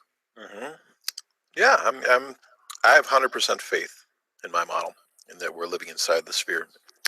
But if anybody wants to do that experiment, be my guest. So what do we need? We need a gun. Let's say shotgun. One buck is usual, right? And the other buck we fill with. Guys, think about it yourselves. What are the materials you can use, because I'm not good at knowing so many materials in English. Let's say rubber. Rubber. You're saying, yeah, rubber is non-magnetic. absolutely okay. Will they hit the same spot? But we need a huge distance to test it, kind of artillery shot with that shotgun. Kind of shoot a few kilometers. We see where it hits, at least direction, because if we see the model like CS is showing, so the difference would be visible. What do you think? Yeah, so Steve, like a rail gun, okay? Yeah. Let's say there's a rail gun right there in Kansas, right on that straight highway, and it fires. Well, it's going to go up 8 inches per mile squared with the concavity. Is it just by the virtue of the electromagnetics and the ether push that exists there that it will ride along with the curvature? I haven't really watched the whole railgun talk. What is going on with the trajectory of the railgun? Well, it's just a straight shot. It's up to 120 miles, is what the military reports claim. So it's not guided. It's just literally shot out through magnetics. So it would essentially, let's say if it was a flat plane, it would just ride along the flat plane and then drift off at 120 miles away. But if it was concave in the way that you say, what would be the mechanism for it to ride up the curvature, so to speak? Like he was just kind of talking to. Well, the direction would influence it one way or the other. If you shot it to the east, it would rise up to the west, just like in bullets. If you shoot it to the west, it's going to sink. If you shoot it to the east, it's going to rise because of the ether drift within the Earth. So that's the Coriolis you're talking about. Yeah, that compensates for what they think is the Coriolis. Oh, I see. But what I'm saying is just parallel to the ground, right? If it were concave, one would think it might just run into the side of the concavity. But there's obviously something that would keep it along its same trajectory parallel to the Earth. Are you saying it's the electromagnetic or ether? Can I answer for this guy? Because when he says it's this so powerful force fields to bend light that way, like in the shape of torus, then of course, if you say railgun is electromagnetic, then here you go. Its shell is already applied to these loads. It will follow the natural flow of ether, But what I'm talking, if we I'm trying to justify this theory because it looks good. It looks, but we have here an opportunity to test it. And if this test shows something, then really we should, because otherwise how do we know? If everything is an illusion, it's like, Max Sargent's, everything is on a display. He took a smart position, No, Prove me otherwise. He doesn't use logical deductive reasoning when he says that. I mean, that's his way of excusing. He wants to avoid it. It's impossibility. Like he's smart enough to avoid it, and he says, "Prove me different." I will say different. But since we cannot prove, he stays on his rock. but it doesn't Well, work man, out. I'm honestly interested in this so far because I tried to justify your idea, right? I'm even explaining some aspects of it to cathexis, but there is your independent variable. You can test it. Yeah, It's so test it. Go for it. Go for it. But you got to realize, I mean, I've presented over and over again. There's just certain impossibilities that don't work on a flat plane, especially when it comes to cartography.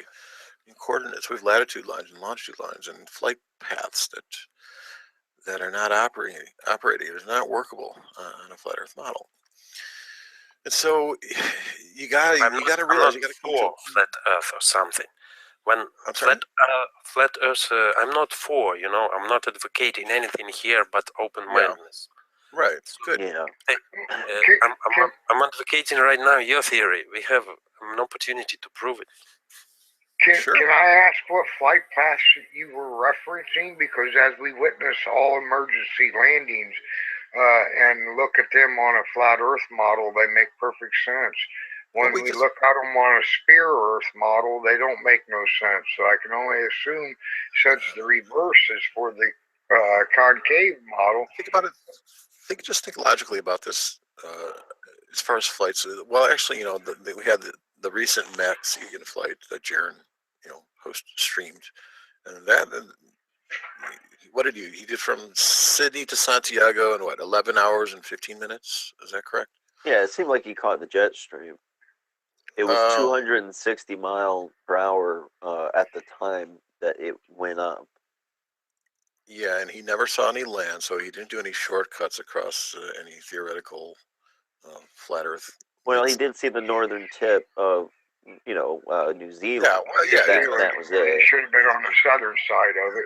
But if you are going at 550, 600, to your normal flight speed, and then what is it called? True airspeed is when you combine it with the speed of your tailwind. But you guys got to realize that's a stretch. I mean, what's the distance in your Oh, I don't know. I'm not arguing either way. I'm just adding cruising information. Most passenger flights don't go anywhere beyond you got to think about it from an intuitive understanding. If you're inside, when we're talking about airplanes, if you're inside the concave sphere, you got to realize, okay, there's certain reasons why they fly at extremely high altitudes. One is that you're going to get less wind resistance, so there's going to be less skin drag on the aircraft because the air density is less the higher you go. Yeah, that's one factor. But another factor is if you're riding on the inside of a sphere, you're actually saving distance time as well, right? As opposed to riding on a ball and going extremely high. You're going to lose. Let's say if you're going from New York to Los Angeles, I'm just thinking in my head, I don't have the calculations here, but if that's 3,000 miles, but you're going on the inside of the sphere and you're going at 7 miles high, you're saving a good, maybe 30, 40, 50 miles in distance. And so that's another good reason why the aviation industry flies these planes at very high altitudes. And another is this is fact. This is documented. The noses of the planes are always pitching up. I sat next to an airplane pilot in a Boeing plane, and a United Airlines pilot, and he confirmed. He said that they pitched 2.5 degrees up. Now they say, well, you're going to say, oh, that's just to generate lift. Well, okay, it is generating lift, but it's consistent, and you're going to need to generate lift if you're on the inside of a ball. And then if you go to the Concorde, you look up the documentation of the Concorde. 5.5 degrees. Oh, 5.5, yeah. 5.5. And so you're talking, I'm traveling at 22.56 miles per minute. If I had no pitch, no tilt, I would lose 0.77 miles in altitude every minute. So they need to, you just think like aerodynamically speaking, if you're going super, super fast, why would you want to pitch up at all? That's going to create drag, theoretically. And then with the SR-71, it's even more. This is even faster, and it's tilting up even more, 8 degrees. The difference is the delta wing formation. You have to go faster and have a higher pitch to generate more lift because of the delta wing as opposed to the standard wing Yeah, but configuration. well, yeah, you're going to need to generate more lift. But if you're inside of a container, if you don't have any pitch, you're going to run out of real estate. You're going to sink really fast. I mean, just from an intuitive understanding of how planes are flying. I mean, you hear so much talk about whether flat earthers thinking that the airplanes have they're not nosing down. Well, yeah, they're not nosing down, but they're not going level either. They're actually pitching up. You don't hear hear talk about that. Why are they pitching up? Why? Why are they going super high? 7 miles high. You're going to save. I mean, it is cost effective to go super high because you're going across a shorter distance. You just simply you draw a cord from one area within the Earth to the other area. It's going to be shorter than the arc, so you're going to get a shorter distance.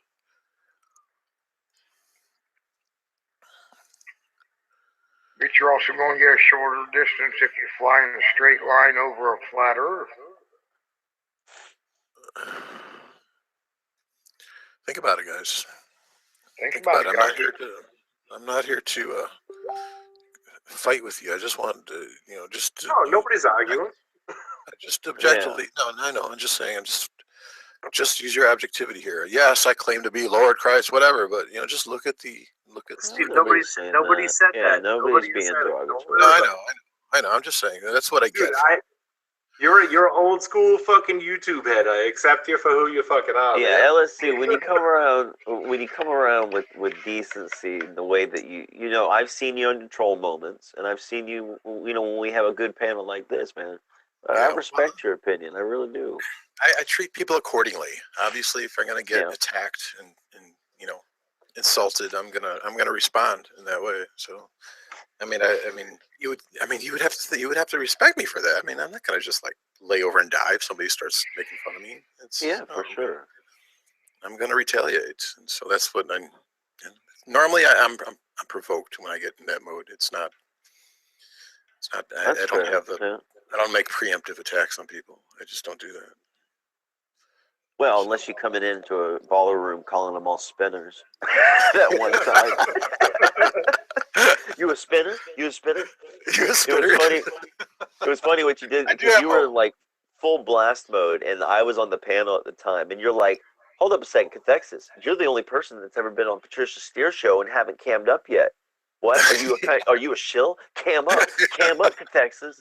And it's become like a meme. Anytime we want to like fuck with somebody, we're always like, cam up. Come up, dude. It's hilarious. Come on. Let's go right now. You a spinner? Shit's hilarious, dude. Yeah. I live to the north from you all, so I spin slowly.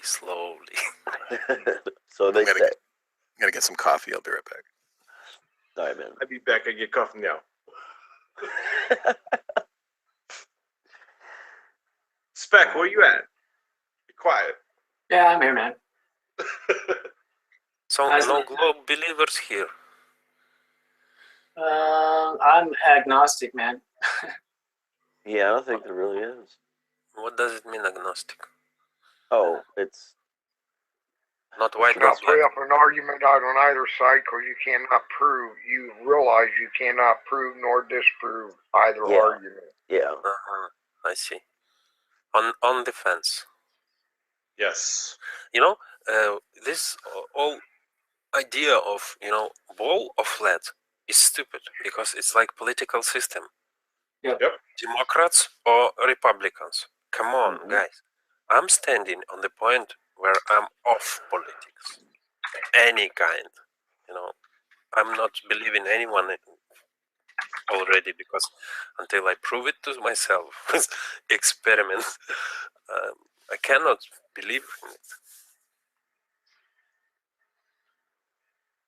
Yeah, I'm the same way. That's why I respect Spec as well. Is that it's not that he's on. I mean, on the fence, I guess is a good way. But I like the term agnostic though. But I'm in that middle position where I can't prove it either way, and I don't think there's anything wrong with that. I think it's a healthy thing to say you don't know something. Yeah, it's no shame in it. Most people are ashamed of saying I don't know or saying for example.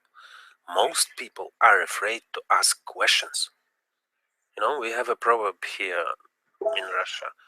If you ask a question, you're a fool for 5 minutes. If you do not ask a question, you're a fool forever. Yeah. Maybe you have that too. It's a good phrase. So people are afraid to ask questions because they are afraid to seem like somebody who doesn't know. Yeah. I mean, that's an ego problem usually. Yep, that's exactly it. Cathexis takes heat because he'll defend either side depending on whether he agrees with the evidence or not, and I just don't defend either because I'm not an authority, and I would do either side a disservice. So I like to gather evidence, and I still like to think about it, and I like the community on both sides of the fence. So that's why I'm here. Yeah. I was getting so much heat earlier tonight with who was it? Oh yeah, with Jed Skeptic, which actually it went well. I don't know if you heard it. It was before your show went up. You probably didn't catch it then, but it was actually Jed came on to try to fuck with me, and you could tell he was being really aggressive at first, but we ended up having a fantastic conversation, like really just one of the better ones over there at P Mars's channel, and but that's what they were giving me heat about. They're like, I don't understand it. You're a smart guy. You should know by now. How can you sit there and say you don't know, and like you're misleading people by saying that? And I just think that that's ridiculous, you know?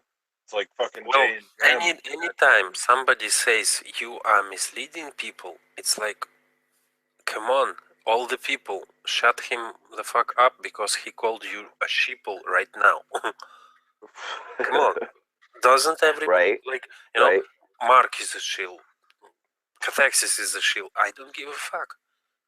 I take what I seem worth taking, and I leave everything else below the point of, convergence. Why do I need to converge something that, for example, I don't like that Mark is scripting his shows too. But it's his way. I don't know. Maybe he wants it. Maybe he has a sleeping character inside of him. He wanted to be a producer of a movie, a director. So when he has it in him, it will boil and it will show in different aspects. Maybe it is just one side of his character showing out. I don't know.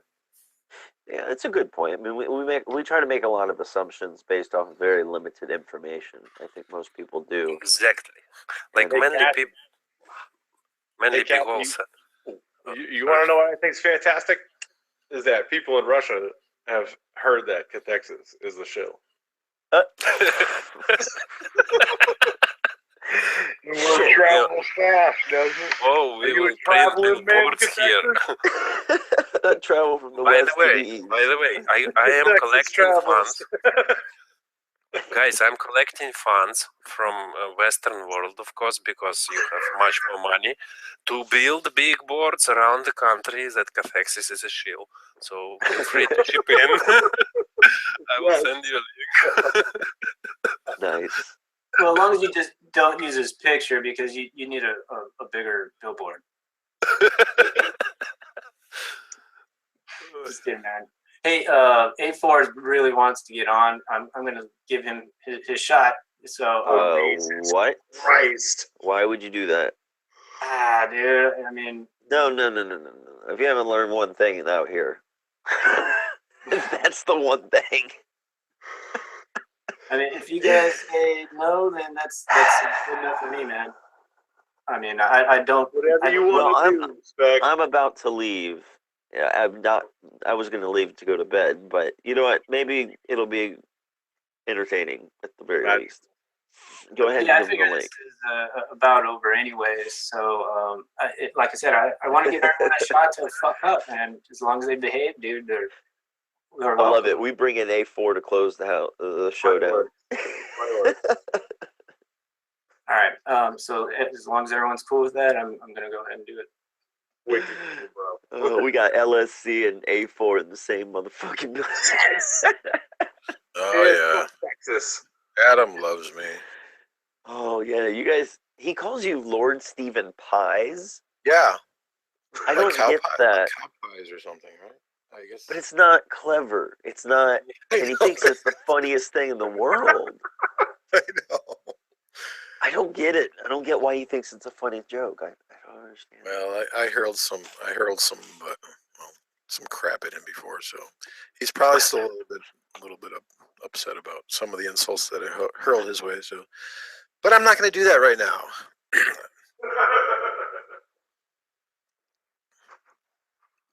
Well, it'll be fun either way. We'll see what happens.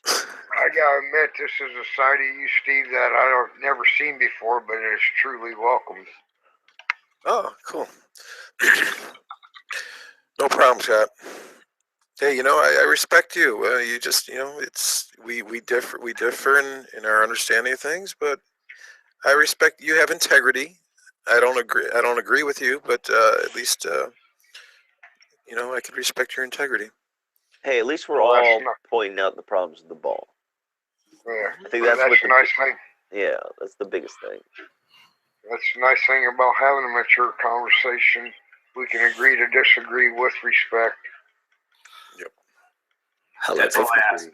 That's all I ask. You know, I really want people just to, you know, I did when Mark, you know, took his drink and I did my little diatribe. I mean it to the, you know, I know people have their pre-subs and they don't dislike people for whatever reason, and it's probably justified, but I really just want a coherent community who can agree to disagree with respect. That's all I want. I think that would be fantastic.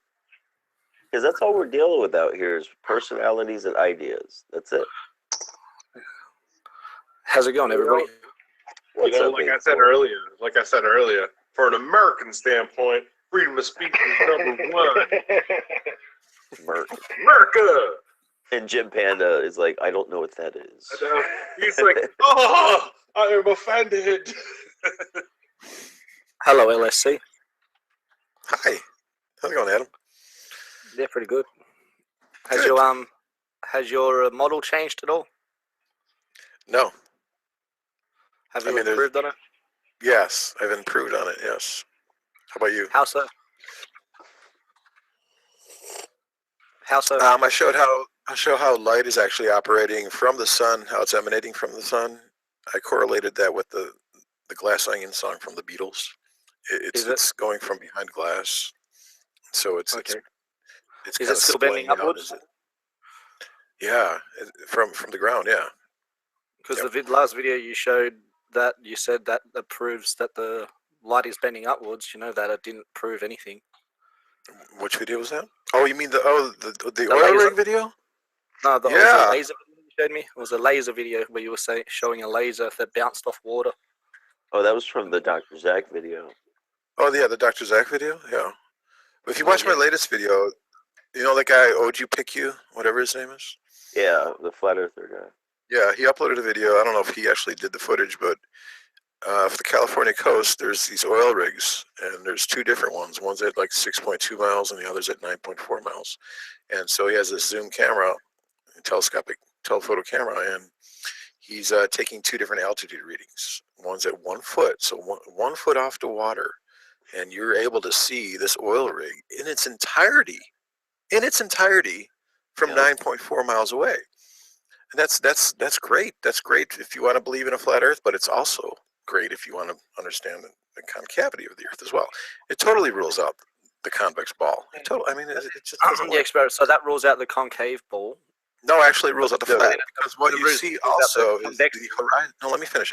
What you see also at that 1 foot altitude level, you see the horizon is even higher than the base of the furthest oil rig. And so I simulated that in 3D. I show how that wouldn't work that way. If the Earth were flat, you'd see the bottom of the oil rigs in line with the horizon.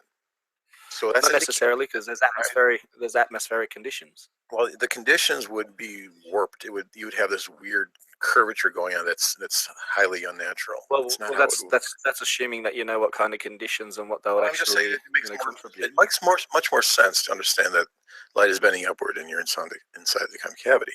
You can interpret however you want to.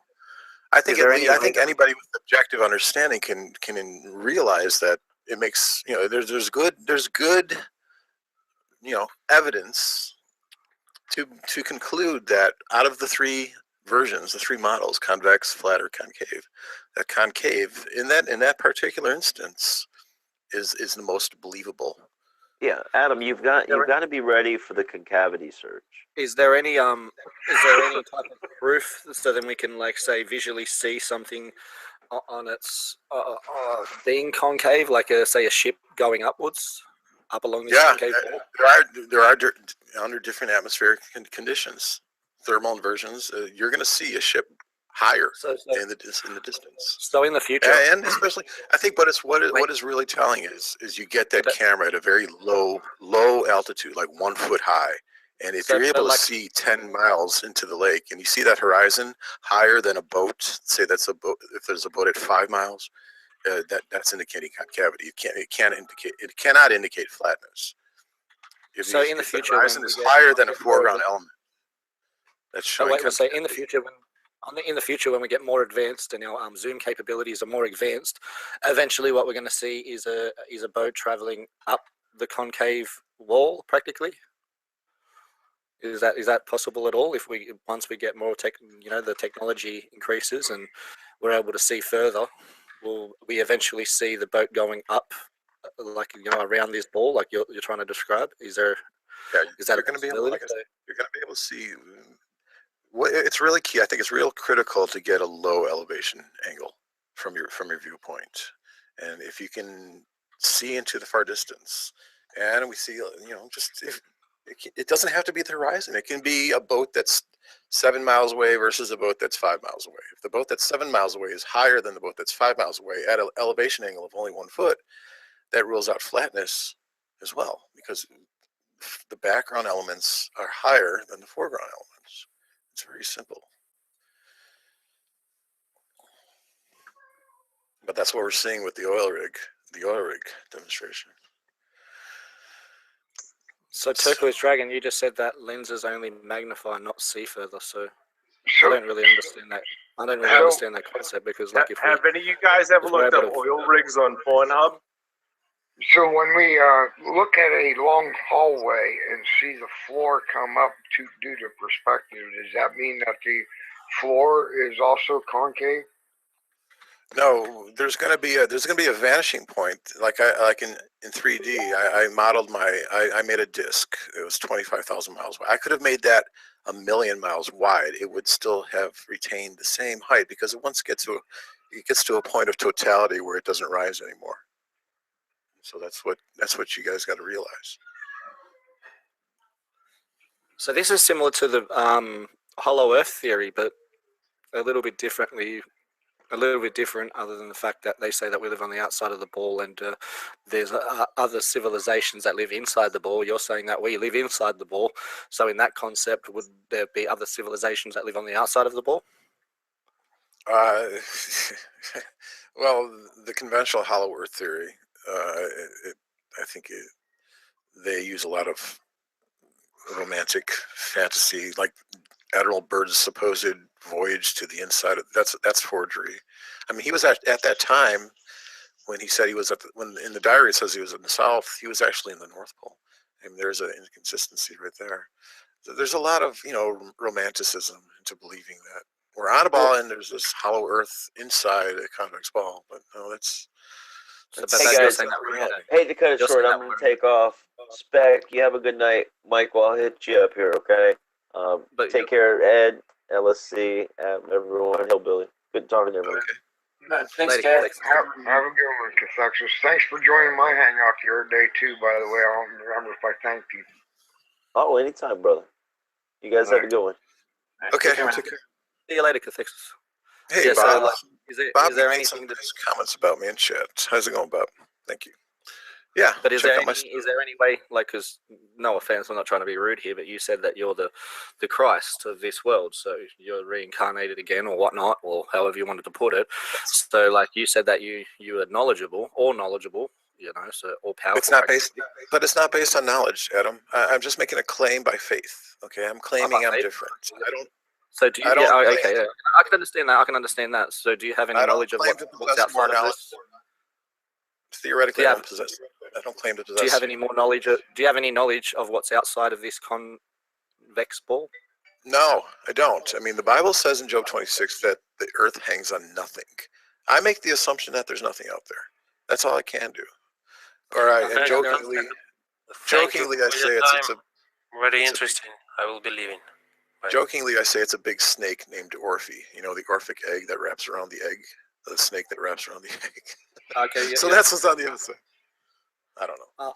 I can. So I'm trying to fathom your theory here, but I'm just trying to put it into perspective. So we're inside this ball that once you get further out, the space expands, and you're traveling further and further. Like the distance would be further and greater to travel, so it's going to be hard for us to ever reach the edge of the ball. Like in your opinion, but what's outside of the ball? Is there other balls that other people would live inside of?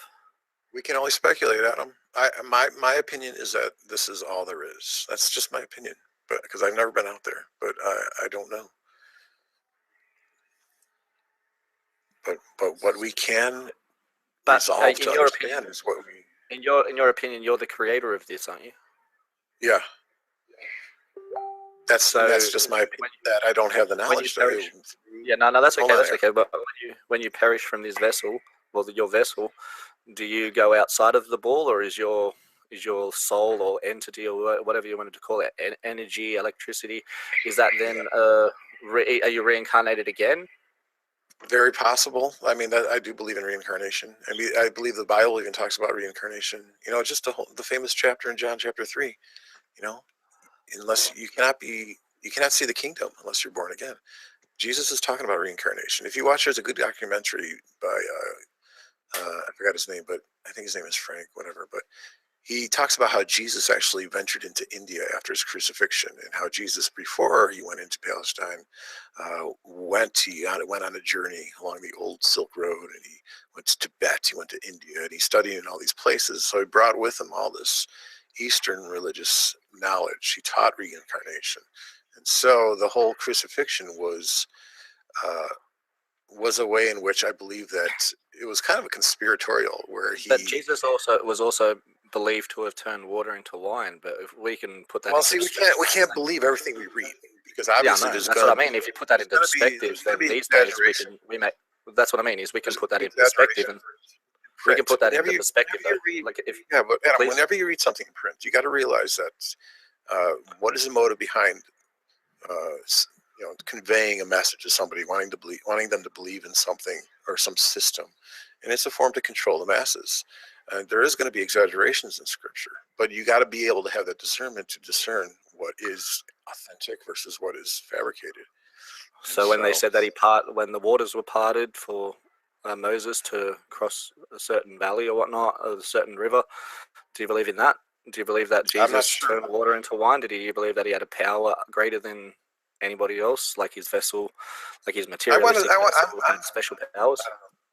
I kind of, as far as the water into wine goes, or the walking on the water, I kind of doubt. I think that's fabricated. But I do believe he existed. I believe the Shroud of Turin is authentic, and you believe the Shroud of Turin is authentic. People have speculated that that's just man-made from our time. And no, they carbon dated the actual corner. They carbon dated a corner that was weaved into the fabric back in the 1300s, and so their dating was obviously flawed. But if you just do some objective analysis of that, you should be able to conclude that that's authentic. But how are they able to really know the date or the time of carbon dating? Well, they supposedly take the half-life of the radioactive decay of the carbon molecule. So that's how they supposedly date things. But I think they have. I'm not a scientist, but I think obviously they have flaws in their methodology. Okay, so like that means I have to have faith in their apparent ability to be able to tell the lifespan of these things, and then be accurate on that. So that's a lot of faith. You got to have faith in something, don't you? I mean, nobody's all knowledgeable. I can have faith Nobody in is myself. Yeah, but nobody's omniscient. You can always learn something new, but you can always have 100% faith in something. You can be entirely wrong, but you can still have faith in something.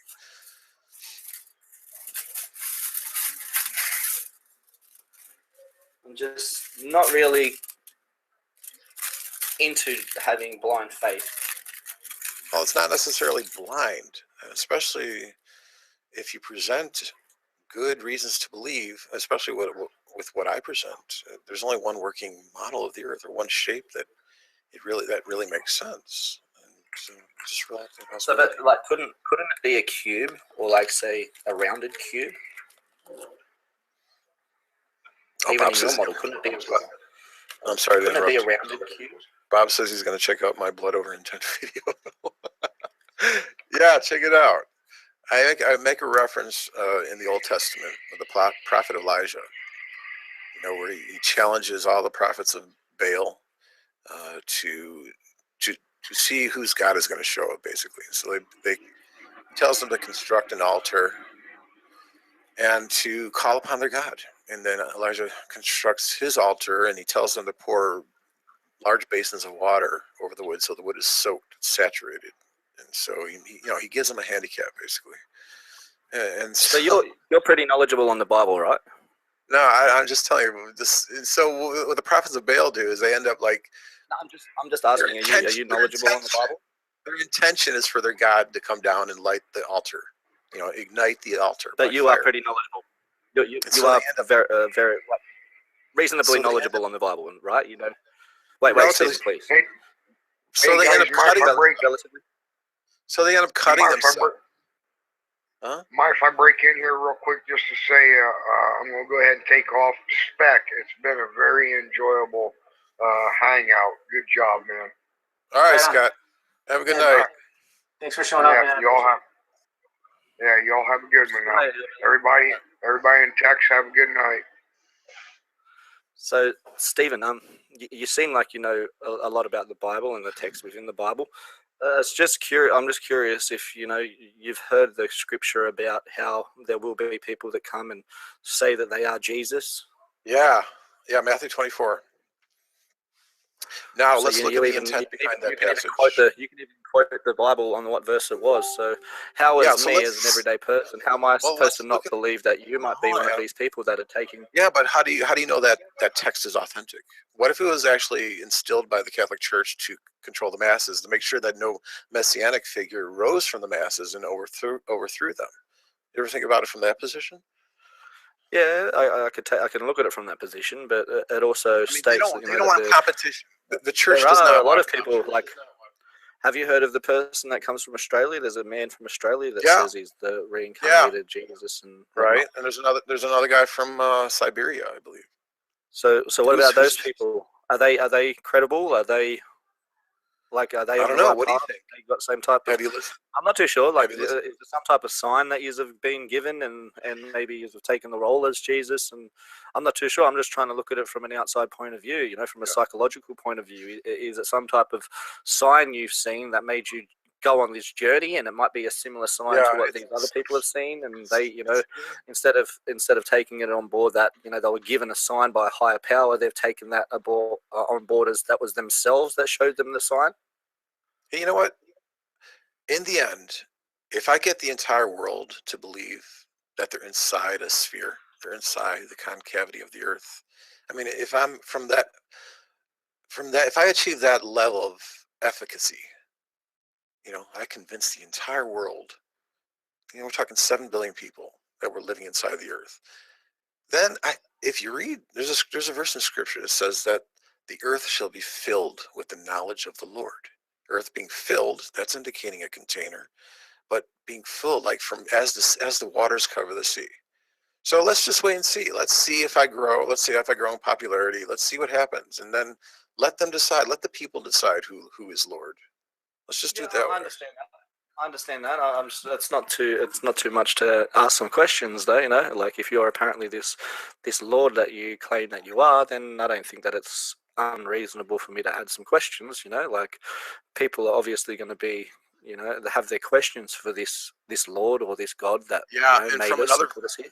and from another vantage point, maybe that text is authentic in Matthew 24, where there have been false Christs. This guy Well, they from have Australia, this guy from Siberia, and maybe when the true, well, just hypothetically, maybe when the true Christ came, he was able to actually help the people distinguish between himself and the rest of the people. He would educate the people. He would show which verses in the scripture were not accurate or how to interpret them, yada, yada, yada, you know, that type of thing. Maybe that's what I'm doing. We'll see what happens. But it's all about faith. You know, you can prove to somebody something, but you can't prove to everybody that something. Somebody's gonna have more faith, somebody's gonna have more gullibility, but it really all just boils down to faith. I have to have faith in myself, who I believe I am. I believe I'm the source consciousness. I don't know. I don't have any past life memories. I don't claim to have knowledge of what happened in the past. I don't claim to have all knowledge. I just claim to have my solipsistic understanding of things, and that's what I make inferences, or I make inductions, I guess.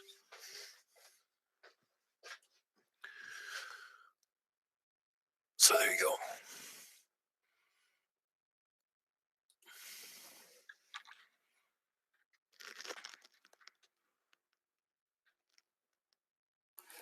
It's very All right. interesting and I thank you, Spec, for letting me on the show. But yeah, I would have wished that I could have joined and asked Mark Sargent a few questions. But it was good speaking to you, Stephen, and Okay, Adam. good luck on your journey, mate.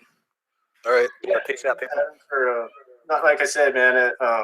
It's just it's weird trying to get a feel for people sometimes, and especially you know, No, that's all fairly good, man. I'm sure that you've heard some Chinese whispers, and it was up to yourself. But yeah, it's up to yourself to come to some type of conclusion, and I thank you for letting me have the opportunity to join. But yeah, I'm just going to jump out now, and good luck with your show, man. Right on. Thanks, dude. Yeah, I think you got something here, Spec. It's a good atmosphere. I mean, if you can tame Adam and myself to a degree, I mean, that's saying something.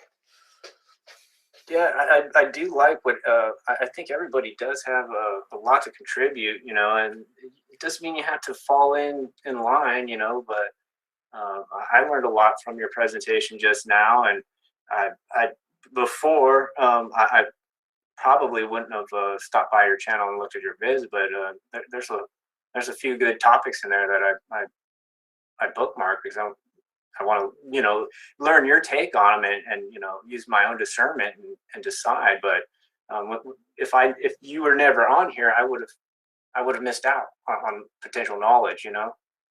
So yeah, I'm glad that a lot of people can come on here and feel welcome and behave, and hopefully, you know, the people watching can appreciate that and, you know, hold their bias at bay. For when they're in this room, at least, you know, and then they can go back to hating someone, you know, after the show.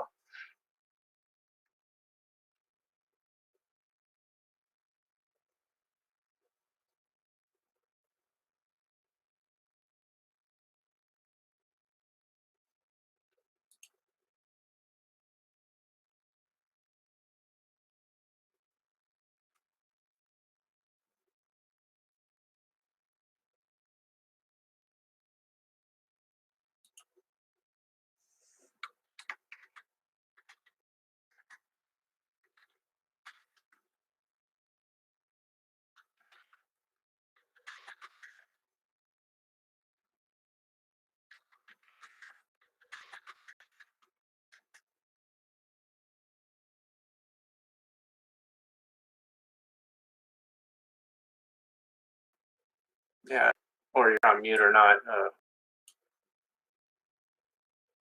Yeah, I don't know if you're on mute or not, or you might be speaking, Stephen, but or you're just quiet. I don't know. It's one of the three.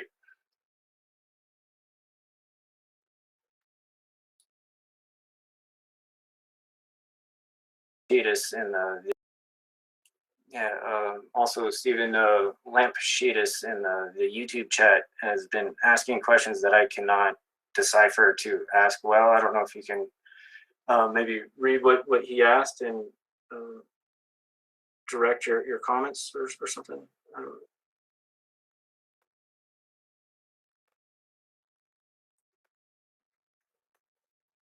Let me know. Anyone would like to join? Let me know. Send me a Hangout request or something, and I'll add you to. If not, then I'll just probably shut her down in a few minutes here.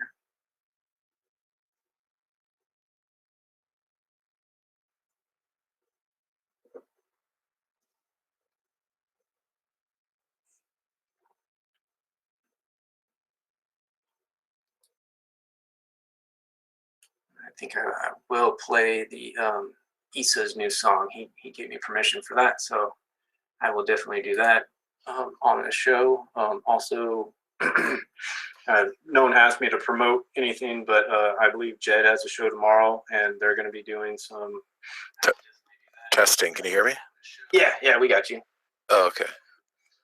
Yeah, my mic crapped out. I was talking. I'm like, whoa. I don't want to have to re-say everything I said. Yeah, were you able to look at the YouTube chat and see what Lamp Shaded was talking about? Yeah, I have no okay, idea. let's see here. The 1963 New York Army Signal Corps photo. Yeah, that's it's called, if you just Google search long distance photo of New York.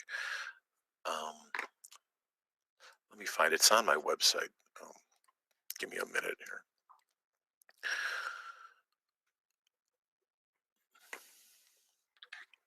But I believe that I want to say it's indicating how you can actually see the New York skyline from, I believe that I want to say it's Coney Island, and it's rising in the distance. Where is it?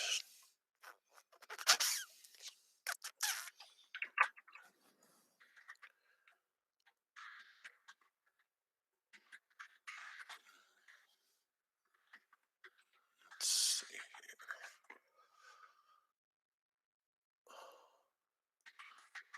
It's on one of these pages. And what is this determining? Or do you know what he's getting at? It's indicating that light is bending upward. We're able to see long distances, and not only are they far away, but they're rising up. Let's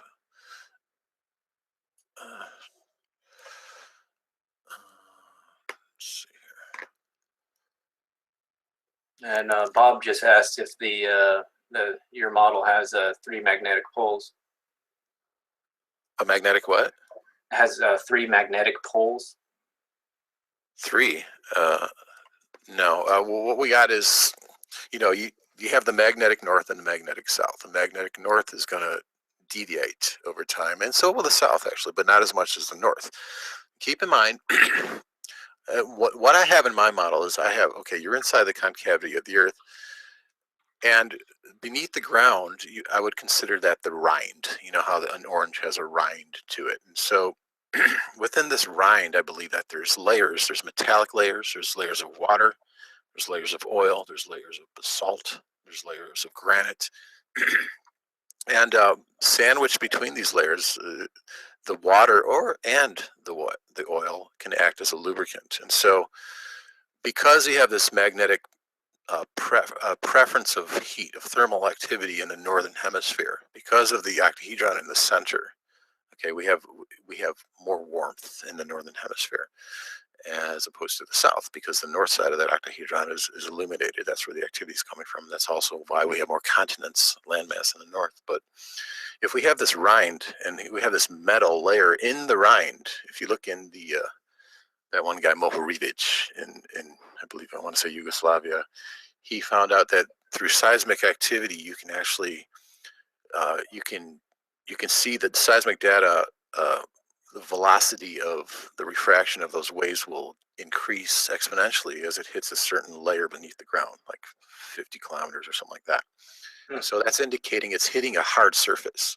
If you realize that seismic activity is going to it's going to increase if it hits metal, and it's going to increase in velocity as it hits metal. That's a good indication that there's this metal rind. There's a metal layer rind inside the rind of the Earth, and so if the northern region or the northern hemisphere is warmer than the southern hemisphere, and there's polar openings in the northern hemisphere, in the northern region, the northern polar region, and the southern polar region of this rind. It's covered over in continental plates. I have a video explaining this, but if we have these openings, these wide openings, when we see the auroral zone, right?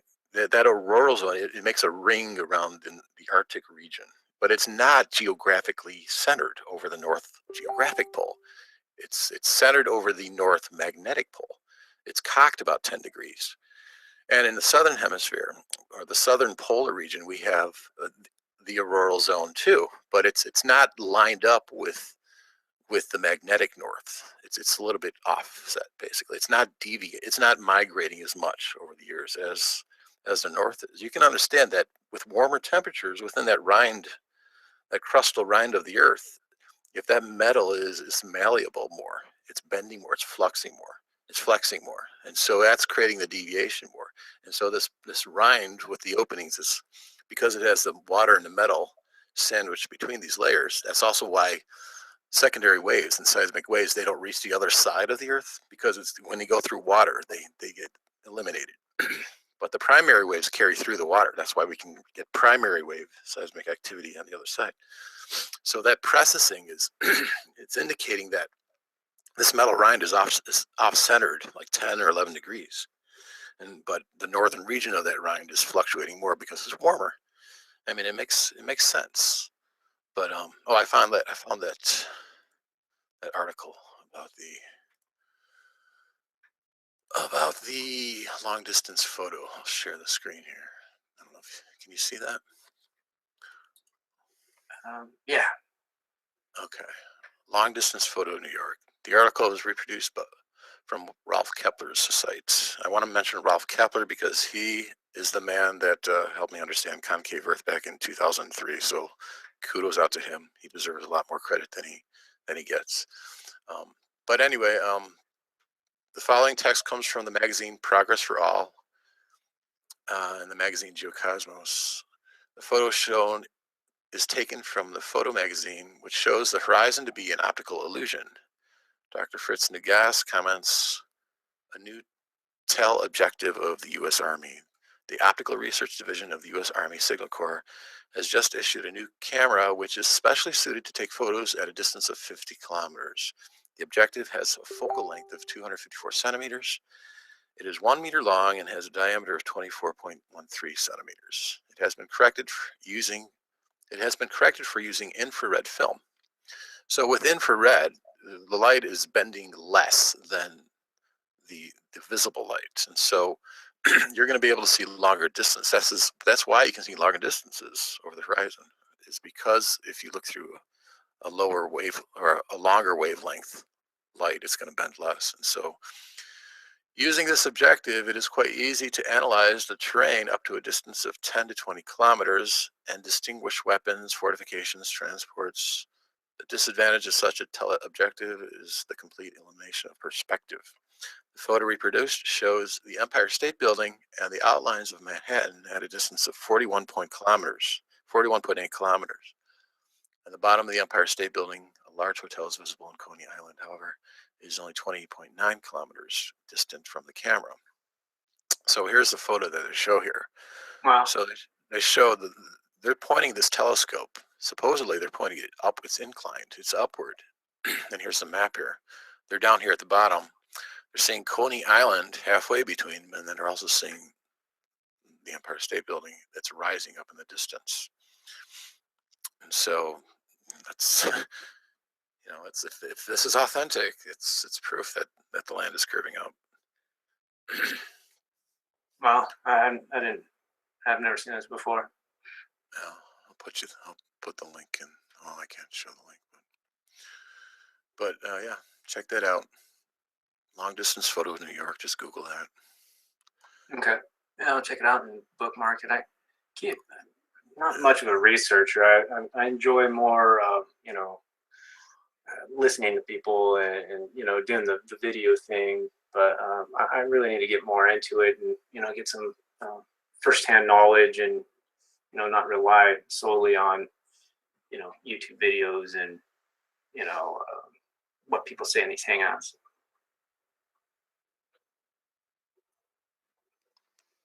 Yeah, do your own research. Do your own objective research, because there is a lot of crowd influence, I would say. There's a lot. You can't. You don't want to be crowd followers, and a lot of that is a lot of the case with the flat earthers. I mean, they're just gonna, yeah, because nobody wants to be alienated or ostracized or made fun of or being as weird, and so there's a tendency, there's a proclivity to get together to share your delusion, and so that's kind of how I see the pandemic effect of the flat earth movement. It's a sickness, but they want to, misery loves company type of thing. They want to include others so they can feel more comfortable and not be made fun of by other people. So it's not good to stay a flat earther for long anyway. So yeah, I think you should always be, cognitive of, your thoughts and a lot of the reasons why I kind of went to a different theology, I guess you'd say. It's not a belief system. It's just like, I started seeing the attitudes and the diversity and the groups splintering off and all this other stuff, and that caused me to do some inventory on hey, do I believe what I believe simply because I got a couple of buddies that believe it, or is there some desire in my heart to believe something, and right. I think you should do that all the time on all your belief systems. Yeah. And you can, from an objective standpoint, you can look at the signs. We're talking about drinking piss. We're talking about we're talking about relationship drama. It's degraded to that point where you got to realize there's something wrong with this platform here. So keep that in mind. We're talking about cutting ourselves and spilling our blood over our intentions. Really? You're going to talk about that stuff? How about talking about scientifically showing the shape of the Earth? Yeah, and I don't know. There's a part of me that thinks entertaining different cosmologies and gathering this information is one, it's entertaining, bare minimum. Two, it's a good mental exercise. But I'm starting to think that I will never know until how would you know? I don't. That whole how would you know thing. I can have a belief system based on the evidences that I've collected, but how are you going to actually absolutely know? I think you have this innate heart quality condition, and I think it really is just a matter of getting in touch with that. I say before, heaven is where the heart is. It's kind of corny, but it's if you understand the chakra, the heart chakra is associated with the octahedron, and just correlating your heart, your intuitive understanding of things. That's why I kind of criticize a lot of the women, because, especially within the flat Earth movement, is because I see them as lacking their femininity, their intuition, their understanding of how they were created and what's up in the middle of the Earth. It's heaven is right there. It's represented by our heart, having a heart sense, that heart sense of understanding that we're inside a womb, or we're inside the matrix. A matrix means womb. And so from that understanding, we can have this heart sense, this heart knowingness that we are inside. And it really, we need to have that foundation, though. We need to have that foundation of understanding, the octahedral understanding. I referenced Job 38. It talks about the foundations of the earth, and it describes them laying them with measures, where's the cornerstone laid. It's talking about the octahedron. And so if you have that foundational understanding, that heart sense understanding, you can build an accurate structure because your foundations are correct. And so that's what I see lacking in the other earth theory camps. They don't have that heart sense. They don't have that foundational heart sense understanding. Yeah, and I this is just my theory, is that you collect evidence, and then you should never stop collecting evidence. But at a certain point, you've got a basket full of evidence, and then you decide to make a decision. But that decision, even though it's reinforced by evidence, logic and knowledge and past experience and conversations and environment and all this other stuff, you're using all of those to make this decision on whether you're gonna have a belief in something, and that is faith. When you have to make a belief. Yep. What's wrong with faith? What is wrong with faith? Yeah, that's all you can have is faith, ultimately. But you can let's look at my track record. I had faith that we were living inside a concave Earth back in 2003. I had faith that there was a glass ceiling above us at that time. Nobody else that I knew of talked about a glass ceiling in the sky. They thought I was ludicrous. They thought, you're whacked, Steve. But I had that childlike understanding of knowing that a rainbow is formed because there's a glass entity, a glass filter that's dispersing the sunlight, and it's being projected onto a reflective water mist surface, and it's creating the rainbow. I also had that heart sense of understanding when I read something in Scripture in Genesis after the flood, where God supposedly promised Noah that he would never flood the earth again. He sent him a sign. He sent him the rainbow, or the sunbow. It's actually a sunbow. It's a more technical term to call it, but that bow that is indicative of glass being present in the sky. If you understand, you're inside a sphere, and there's all of a sudden this water that's covering all the continents of this sphere on the inside, and then this glass is created to pressurize or to push that water down. That all of a sudden, that token, that scientific, or that sign, that rainbow in the sky is more than just a happy sign. It's actually a scientific token. It's indicative of there being glass in the sky.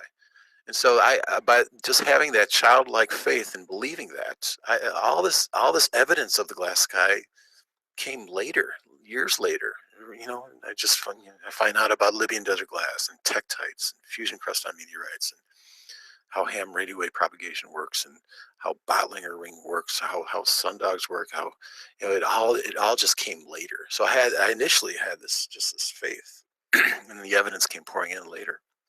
Why are megacry meteors falling from the sky? Because we have a glass ceiling. It's our upper atmospheric lightning. It tops off at 100 kilometers, or the Schumann resonance tops off at 100 kilometers. We have this equidistant height of this firmament. So it cannot be a dome over a flat plane, because a dome would have multiple heights. But we have this 100-kilometer line. The bottom of Auroras is 100 kilometers. So it's consistent, and the evidence came after the faith. And so it's faith with evidence, but the faith was foundational. That having that intrinsic, childlike understanding of how things operate, and having it being revealed to me, through Scripture, through understanding that something is different, something is wrong with the way the world thinks the world is.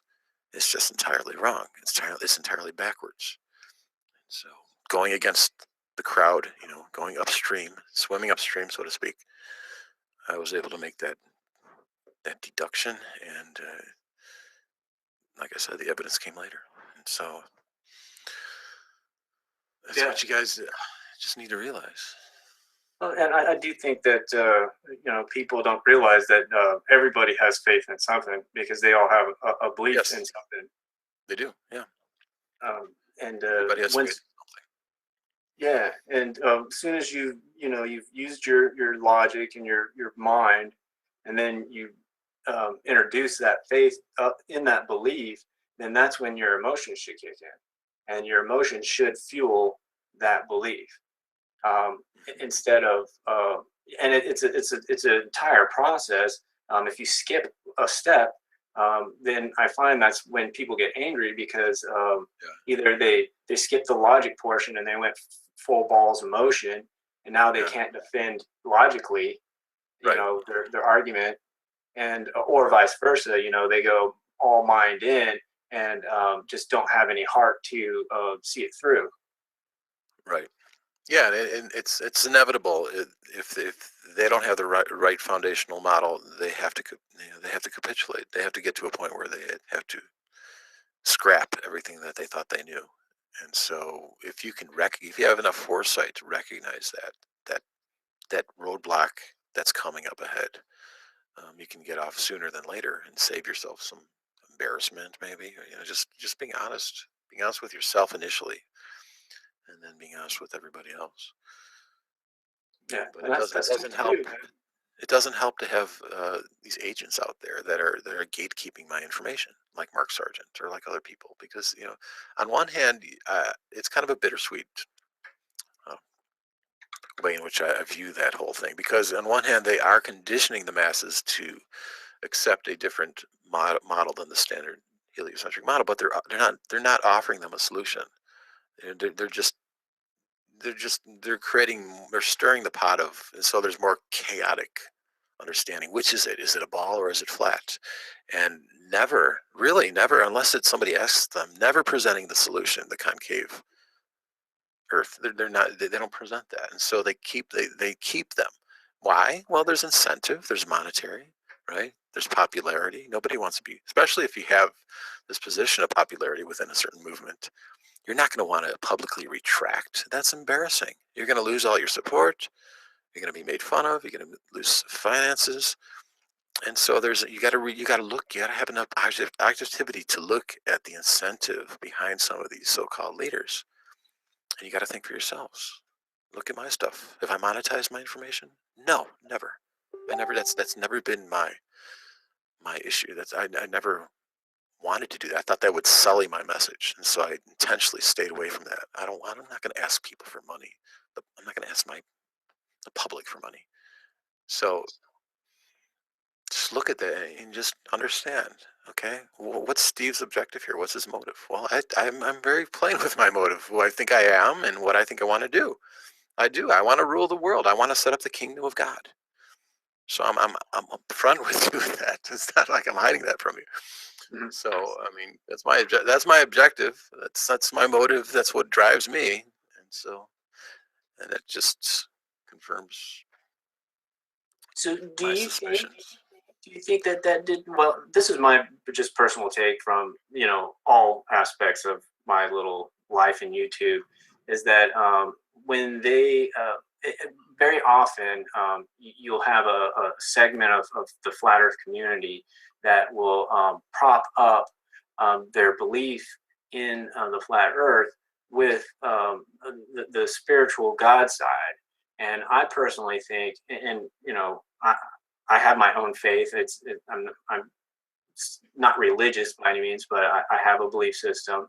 But I think that it should stand on its own legs, and it actually does it a disservice in my mind, because when you start stacking on religion to something that doesn't need it to reinforce it, you know what I mean? Yep. It almost makes it look like a weak argument, and also. That's why I present my information usually with scientific evidence, and I will use the scripture as a reference. Okay, well, let's record it here. Let's look at this. Why is it recorded like this? Why does it say that like this? So that's where I take by faith my foundational understanding. But I'm not attaching, like you said, I'm not attaching onto this religious aspect of how certain people interpret scripture with the earth, thinking the earth is flat. Well, that's a very counterintuitive or a chronologically backward argument. It doesn't work that way. So, do you think that you might have maybe got more traction if you maybe just went by Stephen and you kind of left that stuff out, or do you think I think it would be dishonest?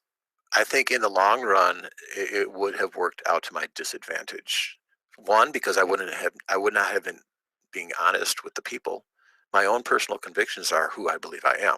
And so I'm going to hold that from an integrity point of view, right? I'm not going to say, okay, I'm going to hide who I think I am, and I'm just going to present the information that I know about the Earth. I think initially, yes, I think I would have gotten more traction initially, but I think I would have, and then there would have had to been a time where a threshold would have had to have crossed that threshold where I had to reveal, okay, this is my true motive. This is what I really was intending to do, ruling the world, and I'm thinking that I'm Christ. And I think I would have turned off a lot of people of being dishonest. I would have been seen as being dishonest. And so I think doing it this way, it is a natural, more organic way of doing it, where it's growing, where you know my intentions right off the bat. You knew my intentions. I'm not hiding that from you, you know. And so it is growing. It's slowly, but it's starting to grow even more and more every day. And so I don't regret it at all. I'm happy the way in which I presented this. It's how it, from my own personal view of how one should conduct their own integrity. From an integrity point of view, this is the only way I could have presented it. So I can't regret that. I don't regret it because I'm excited. I'm excited to see people's light bulbs go off in their brains and see that it's working. I'm convincing people it's the correct model, and so that's where I'm coming from. Do you have any problem with someone who says, you know what, I don't know what it is, and it doesn't really matter to me? Is that acceptable to you, or Well, that helps me realize that that person is not that far along into understanding the whole dynamics behind the Earth-shaped debate. Because what I present to them is, from my own personal viewpoint, my opinion is from a doom and gloom eschatological setting up the kingdom viewpoint, where I can look into recorded history and I could say, well, look, 3,500 years ago, it says the sun stopped in the sky. And coinciding with that sun stoppage, if you read Joshua 10, it says that large hailstones fell from heaven. And it's also corroborated with every continent in the world during that time. They testified in writing that, yeah, the sun stopped for a period of time, the moon stopped for a period of time. How's that possible in a heliocentric model? Well, it's not possible. And even modern day scientists will confirm that the writings are true, that this happened. This was a specific time period that happened like that. And then understanding that, yeah, for me personally, there's overwhelming evidence that we had a global flood in the past. I also explain how the galaxies were formed. They're drain remnants of the sonoluminescent clustered stars that actually melted holes through the glass firmament, and then they congealed back together. And so you have this drain remnants.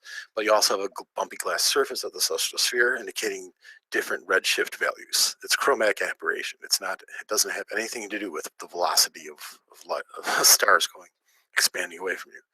But understanding from an eschatological point of view how things are possibly going to happen prophetically, what if if you understand that the sun stopped in the past, you got to realize that there's no motion to the Earth, because you would have to conclude that the Earth stopped spinning for you to get that illusion that the sun stopped in the sky. But if the Earth is stationary in the first place, that makes a lot more sense. If you understand that everything is within this electric universe that's only 8,000 miles wide, there's a connection to the sun. There's a connection from the octahedron to the sun, and it wraps around and it reconnects. That's why we get the darkness void that creates the lunar eclipses. It's not the shadow of the Earth. But if you understand from that point of view that it talks about in Scripture that there's going to be a final day and a final hour, right? Or it talks about the hail sweeping away the refuge of lies, large chunks of ice falling down from the sky. Where are they falling from? They call them megakryometeors. The one just happened 3 days ago in England. Where are they coming from? Airplanes, really? Well, they've been falling way before the invention of aviation. No, they cannot classify these as falling from airplanes. They are, from my understanding, the way I see it is that we have a literal glass ceiling to the sky. It's invisible, it's transparent, and there's a layer of ice attached to that glass sky. That's also invisible. There's two states of ice. There's amorphous and there's crystalline. At that extremely frigid temperature, at the mesopause level, like negative 212 degrees Fahrenheit, that ice is going to be completely clear. It's going to be amorphous, basically, just like glass, basically. But however, if a chunk of that falls down and it starts descending into the warmer troposphere, it's going to begin to crystallize. And so by the time it hits the ground, it's pretty much opaque. So that's what's happening. These are little omens. These are little warning signs. When these megacriometeors fall, it's like, oh, there's another one. You guys better believe LSC. He's telling you the truth here. So I believe there's going to come a point in time in the near future that the sun is going to stop in the sky, and it's going to cause all that ice to come plummeting down. Massive destruction, catastrophes all over the place. But you can also make these conjectures and realize that, okay, well, we have deep underground military bases that the people are constructing. We have chemtrails. Why are they spraying the skies with chemtrails? But if you understand, well, you can make some conclusions here. I made them anyway. Okay, we have aluminum, barium, and strontium in these chemtrails. And you can also do a little Google search here, and you can type in those chemicals and some other chemicals that they find as well. And there's a patent they have. It's a U.S. patent. It's an apparatus to suppress fire. And so we're talking about an endothermic process in which it's sucking up heat, basically, with these same exact chemicals that are found in the chemtrails.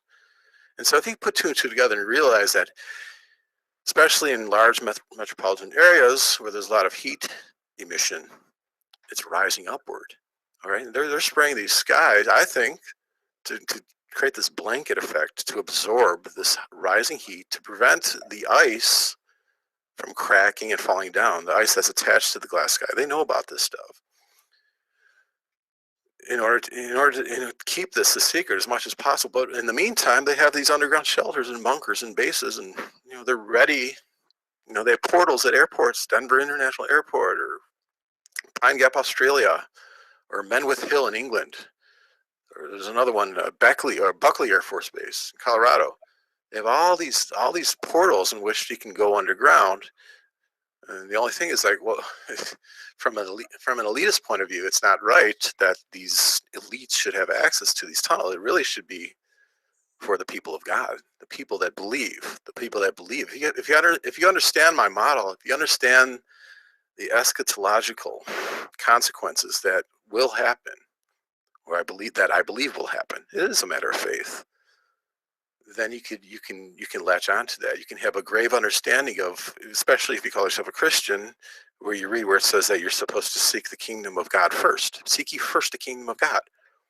But also with that understanding comes in Scripture that in the Lord's Prayer that this kingdom will be done in earth as it is in heaven, meaning that it's going to be in the flesh. It's going to be an imminent kingdom as opposed to some kind of transcendental kingdom somewhere. So we're talking about a literal kingdom. But within the conditions that I expressed to you, within the earth, sun is moving inside. There's a glass sky. There's ice attached to it. Prophecy says that the hail is going to sweep away the refuge of lies when the sun stops.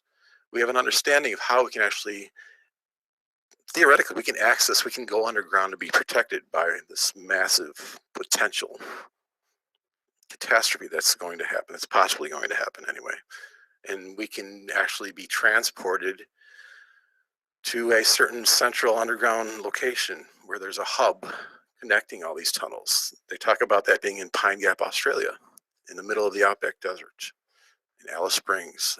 It's called Pine Gap. There's a lot of speculation and talk about there being a deep underground military hub there where all these tunnels are converging and connecting. And so with that, that's part of my message. That's part of what I talk about, the potentiality of that happening, where the people of God are transported, saved, protected. There's also a verse in Isaiah 35. It talks about that. It talks about a causeway. Well, it says highway, but it really is a causeway or a tunnelway where the people go. They have faith. They have faith that this is how it is, the way in which I present it, but they're considered fools. It says, though fools, they shall not err therein.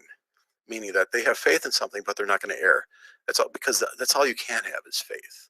And so if you have that kingdom consciousness, is what I talk about, having that kingdom consciousness where you can realize that we're going to set up this fleshly, imminent kingdom, and the time is now. We're not going to wait for our Jesus to come down from the sky, this imaginary, fictitious Jesus, but the time is now, and it's the time for that ascension to happen from the ground up. And so having that understanding, it's all a matter about having the kingdom of God in your heart and realizing that we're here to flesh that out. Now is the time. Now is the final generation. So I talk about building, talk about there being a shelter in Australia where the moon covers the sun. So if the sun stops in the sky, theoretically, it's magnetically powered from the octahedron, and the moon will slow down and eventually it'll lock magnetically with the sun, creating a moon shadow over a specific region of the ground. And I believe that's going to happen over the Australian outback location where there's a mountain, they call it Uluru. I don't know if you know about that. I think it's the largest monolith in the world. But that's where I see establishing the new kingdom. Whatever is going to be outside that moon shadow area is going to be burned up and destroyed because of the stoppage of the sun. So that's what I talk about. But having that understanding of the concave Earth with a glass sky is critical for you to logically inducing what could happen in the future, coinciding with prophecy, coinciding with setting up the new world, the new kingdom, and overthrowing the evil governments of the world. So it's all wrapped into that understanding. That's where I'm coming from. So that's in a nutshell. I gotcha. No, I think all that stuff is important. How you want to bundle it up and all that good stuff. I mean, that's for everyone's own discernment. You know what I mean? And no, I definitely think that this is a weird climate that we're in right now. I mean, the stuff politically, environmentally, and, I can see a need for some urgency. But yeah, I think a lot of people feel that, and they're just directing that in their own vestibules, I guess you could say, where flat earth people are like, you know what, we need to go and ransack NASA, or, go do a sit-in on, Wall Street, and, that kind of stuff. And I don't think that changes much, Yeah, there's no cohesive vision from the flat Earth camp. You want to expose NASA for the lies that they present. Well, yeah, they're presenting a lot of lies, but a lot of those lies that they're presenting, they really, I mean, from their point of view, why should they tell you the truth unless you know that you have a good inkling? You have if you're thinking the Earth is flat and you're going to NASA and saying, oh, you're lying to us, the Earth is flat. I mean, you're going to look foolish. From their point of view, I would think that they would actually want you to believe, if you're going to oppose them, that the Earth is flat as opposed to it being spherical concave, because it's erroneous to think that it is flat, and so they're gonna slightly promulgate that. They're gonna slightly, who knows? There's speculation on my part. Maybe they wanted Matt Boylan to go out there and to be a distraction, from my point of view, to distract people away from the truth. Maybe that's why they have Mark Sargent out there. Maybe that's why they have, who knows, Eric DeBay out there, to distract people away, to keep them on a red herring rabbit hunt. That's how I see things. I'm not saying that's definitely what's happening, but it does. I don't know. At least in a few of those cases, it does seem to point that direction. So you guys don't want to be like the Who says. You don't want to be fooled again. And apparently, sadly, I see that happening. A lot of you guys are being fooled again. And so yeah, I think it's I mean, even if you do go into the Bible, I mean, it says, do not be deceived, more times than, forgive your neighbor, and important shit like that. So yeah, I think people are deceived, and I think a lot of people deceive themselves, worse off. And I don't think you can make good judgments when you're deceiving yourself and looking externally for internal answers. Right.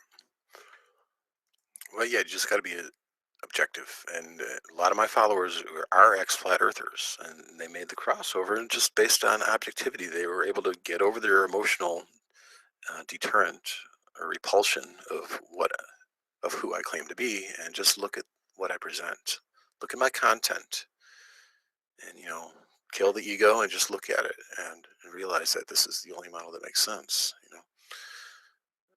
So tell everybody to be. I don't want to be your enemy. I want to be your friend. I just want you to be honest with yourselves and think objectively. Yeah, and that's really all that I think. You know, the the endeavor of of getting so-called woken up. I think that's a poor term, but and I think it's used as a blanket term as well. But when you actually look at the possibility that you were deceived, and I think that's all it takes to get that that ground fertile for the whatever that seed of truth is, wherever that comes from. Well, it's very people's individuals' wills are very powerful. Even mine, even like looking back into my own personal road. When I was a geocentrist back in 2001, I was so adamant, that the Earth is stationary, and I thought there was only two models. I thought there was only the heliocentric model and the geocentric model at that time. And until another model was presented to me where it made much more sense, it was very hard. It took me 3 days, but it was very hard to admit that I was wrong. But I got to that point, and so I had to just scrap everything that I preached about with the Earth being a convex ball. But you have to make that decision. Yeah, I think so. I think a lot of it too is that it needs to be. I don't know. I think the environment and circumstance and all this other stuff plays into some of that as well. Being able to accept certain things. If everything's grand, everything's going awesome in your life, how likely are you going to look at this stuff? You're not. You're just not. Yeah. So I'm going to take a little break, but maybe if you're still on, it's probably late where you're at. I'm in Cyprus, so it's actually 10:46 a.m. right now. But I'm going to kind of enjoy the sunny day out here. I appreciate coming on and having you have me out here. Yeah, thanks for coming on. And like I said, I think maybe the one time I did catch you, it was on a moment. So I do appreciate you being cordial and decent with everybody. I know that Yeah, that's important. Thanks. It's nice. It's nice to be actually in an environment where I'm not being told to leave or being expelled. So it's cool. Appreciate that. Yeah, cool. Yeah, and stop by anytime. I mean, I try to do these every Friday. Sometimes I'll do interviews. Sometimes they'll just be total open hangout. But yeah, okay. Anytime you're more than welcome. Good deal, man. All right. Get some sleep, guys. Talk to you later. Yeah, take care. And